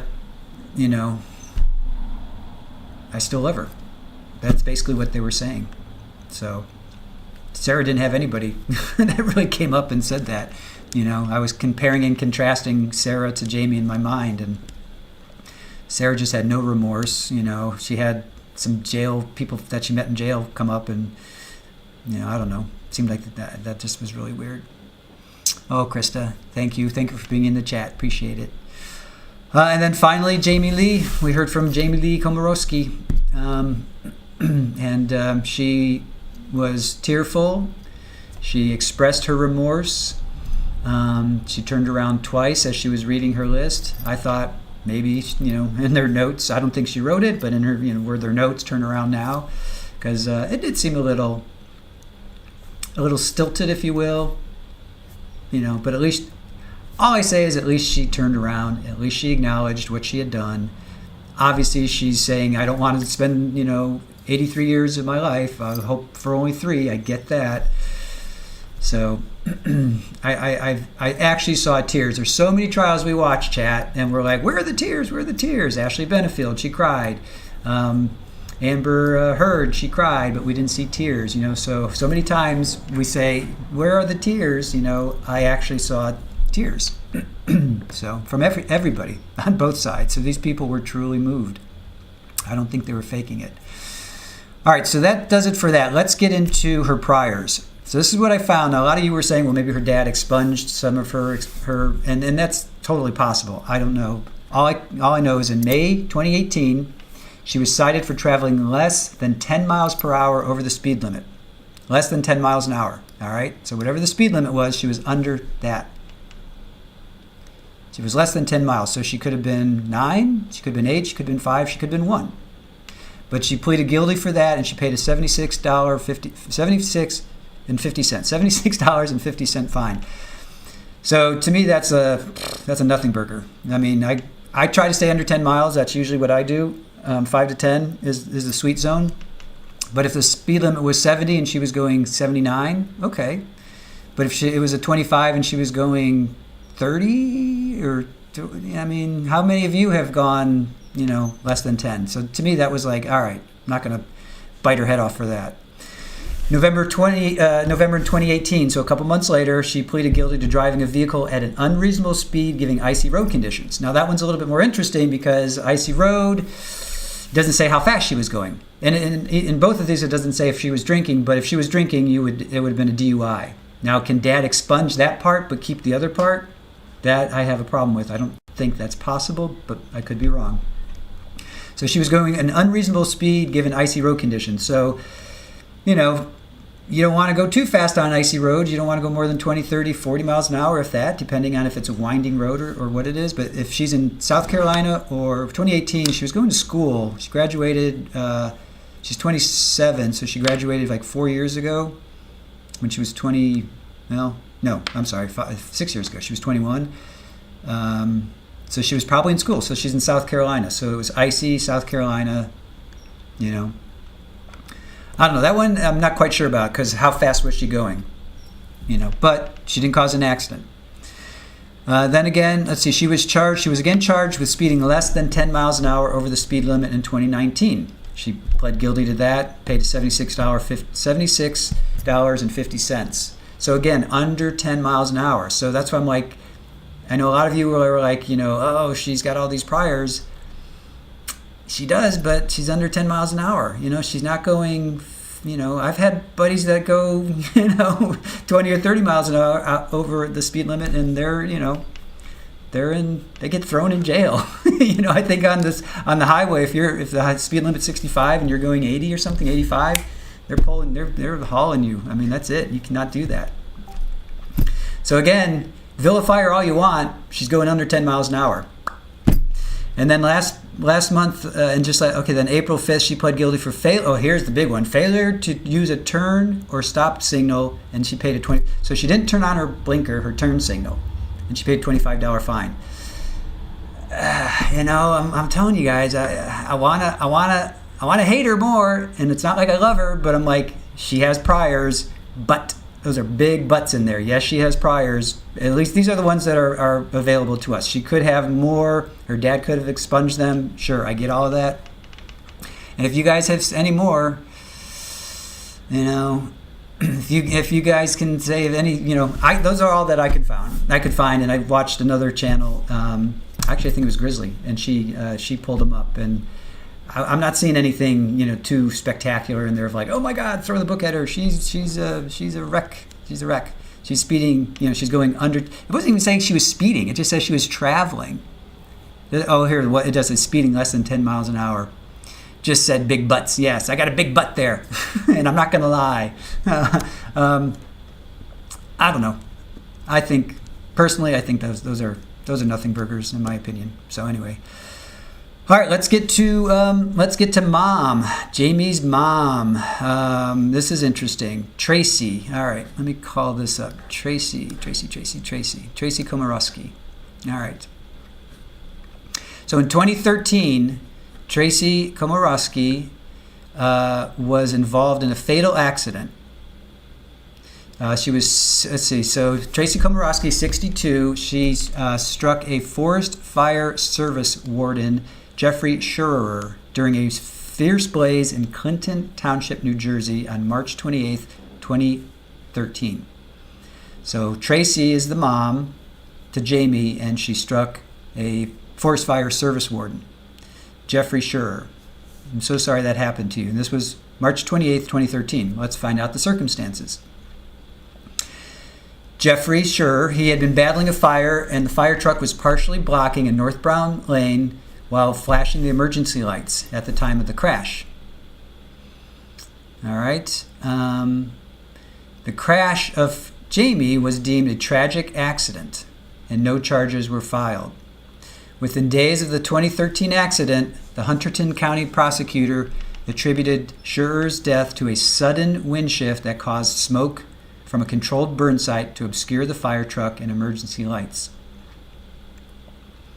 Scherer, who was 35 at the time, he was a 6-year veteran on the fire service and a 20-year veteran of the Reddington Township Volunteer Fire Department. Wow, so he started when he was 14. Wow. He was operating a hose on Lebanon Stanton Road when he was narrowly missed. Now, this is what truly is sad. He was narrowly missed by one driver, but then he was struck by Tracy's Jeep that she got in 2010. None of the drivers reported injuries, and no tickets were issued at the scene. This was a tragic accident, and our deepest sympathies go out to Mr. Scherer's family, the Reddington Volunteer Fire Company, as well as Mr. Scherer's colleagues in the New Jersey Forest Fire Service, the prosecutor's office stated at the time. However, Scherer's brother David said his family was frustrated that Tracy did not face charges after the incident. When I went to the Clinton Township Police Department to pick up Jeff's personal effects, they told me not to worry about Tracy. She would be dealt with and proper actions would come from it. But there's been no actions except silence. So that's sad.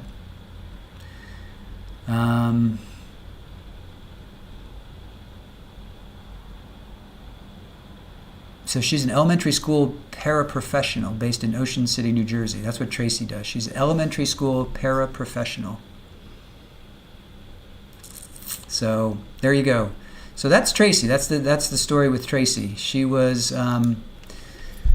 traveling on this road. There was a controlled fire burn going. Wind shifted. One driver barely missed Jeffrey. Tracy hit him. I don't know. Make of that what you will. Yeah, that does sound like a legit traffic accident. Nobody was cited. There wasn't a hit and run. There was no drinking involved. It's sad. I had a high school buddy who worked on. He was amazing. He's a great drummer, and then he was an amazing visual artist. And I'm gonna try to think of his profession. It was he was some kind of road worker where he was like on a bridge, but he wasn't like I don't want to demean anybody, but he was like an engineer or something. And he was on a bridge surveying, maybe he was a surveyor, and he was surveying something, and somebody hit him, and he died.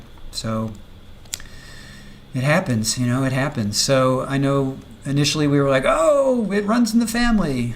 Well, again, rumors are rumors, guys. You gotta just dig a little deeper. All right, so Do you guys got any? Civil suits quite common, so she got off. Jeannie, I'm not sure what you mean. So she got off. Her mom, yeah, there were no charges. There was no police report. There was no charges. They just chalked it up to a shift.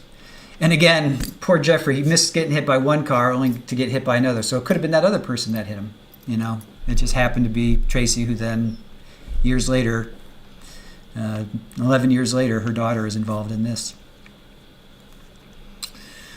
All right, so now we're going to get to Lisa Miller and some of the craziness that's going on there. All right,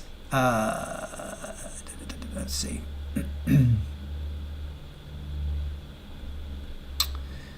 All right, is this the right article?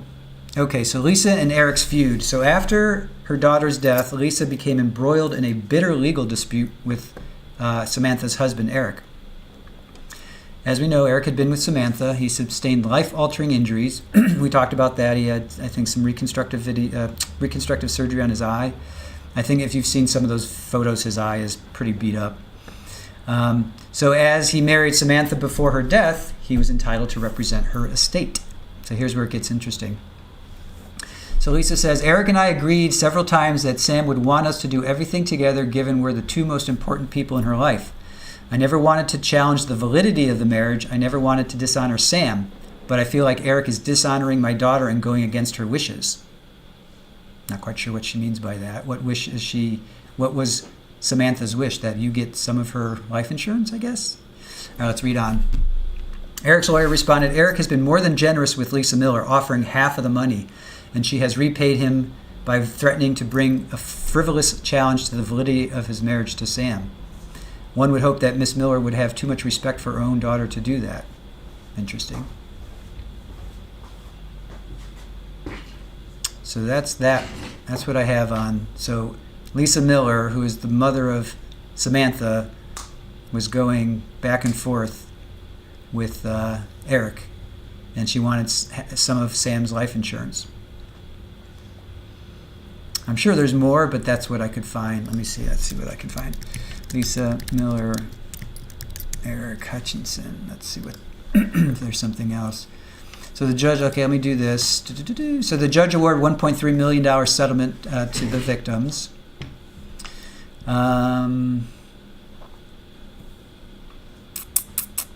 Let's see. Okay, so the Folly Beach bar is where Jamie went to drink. It was the Crab Shack, the Drop-In Bar and Deli, and Snapper Jacks. And then Enterprise Rent-A-Car also settled. See, that's what I don't know. What do you guys think about that? I can understand the bars because I get that. They should have cut her off, never served her. I get that. But the Rent-A-Car? How is the Rent-A-Car? Talk to me there, Chad. How is the Rent-A-Car responsible for this woman doing what she did? Oh my God, they also named Taco Bell because she worked there? The lawsuit alleged the restaurant was negligent by organizing, arranging, and supervising an employee function meeting knowing that excessive amounts of alcohol. So she started at the Taco Bell. I didn't know that. Okay.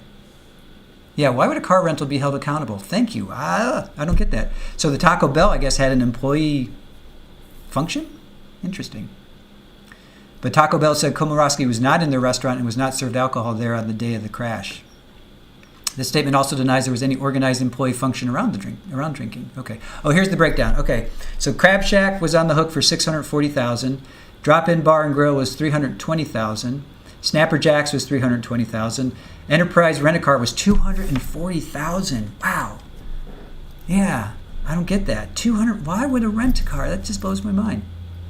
Anyway, and then progressive policy. So Samantha Miller. Okay, so her progressive policy was $75,000. Okay. All right, so that's the breakdown there.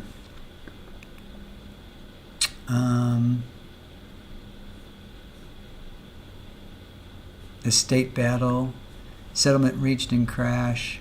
Okay, here's something. Maybe this. Okay.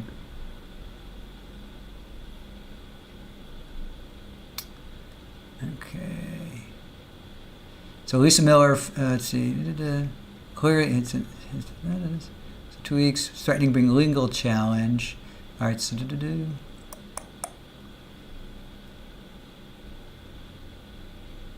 Okay, Lisa Miller has threatened to challenge the validity of a marriage on the baseless theory that a marriage in South Carolina is invalid if the married couple did not spend the night together after the wedding.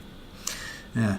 Aric has provided Lisa Miller with the South Carolina law that makes crystal clear that 1, there is no habitation requirement for a valid marriage in South Carolina, and 2, in any event, Lisa Miller has no standing to challenge the validity of Sam and Aric's marriage on this basis or any other basis, because under South Carolina law, as in most states, avoidable marriage may not be challenged after the death of one of the spouses. So that's one of Aric's filings in May of 2023.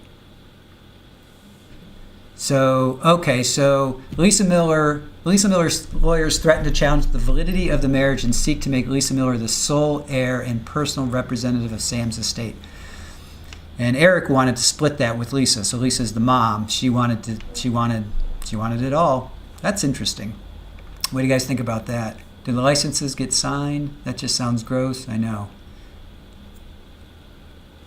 The newlywed bride died intestate, not interstate, but intestate, meaning she had no will, intestate.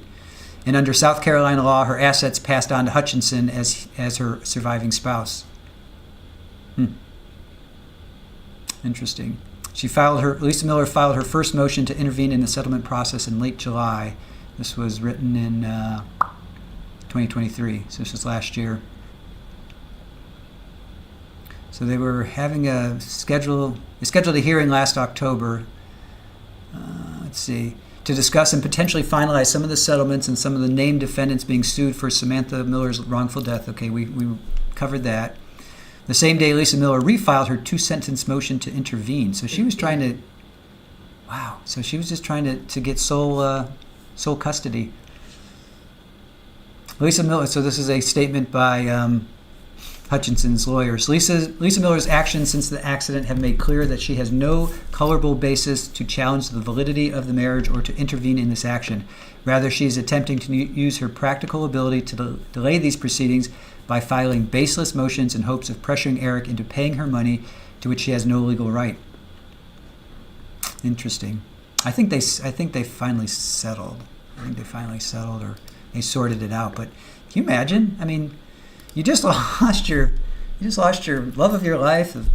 On both sides. I mean, she lost her daughter, but I don't know. Could you guys do that to if you were the parent? Could you do that to your now son-in-law? And then, well, how does that keep, what does the relationship look like going forward?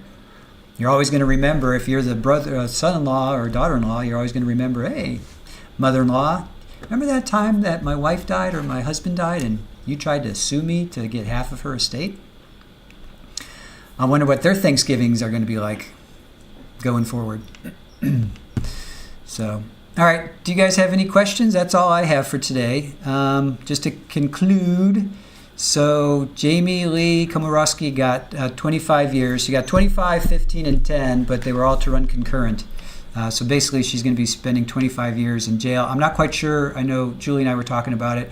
I'm not quite sure if there's a 80% time spent law in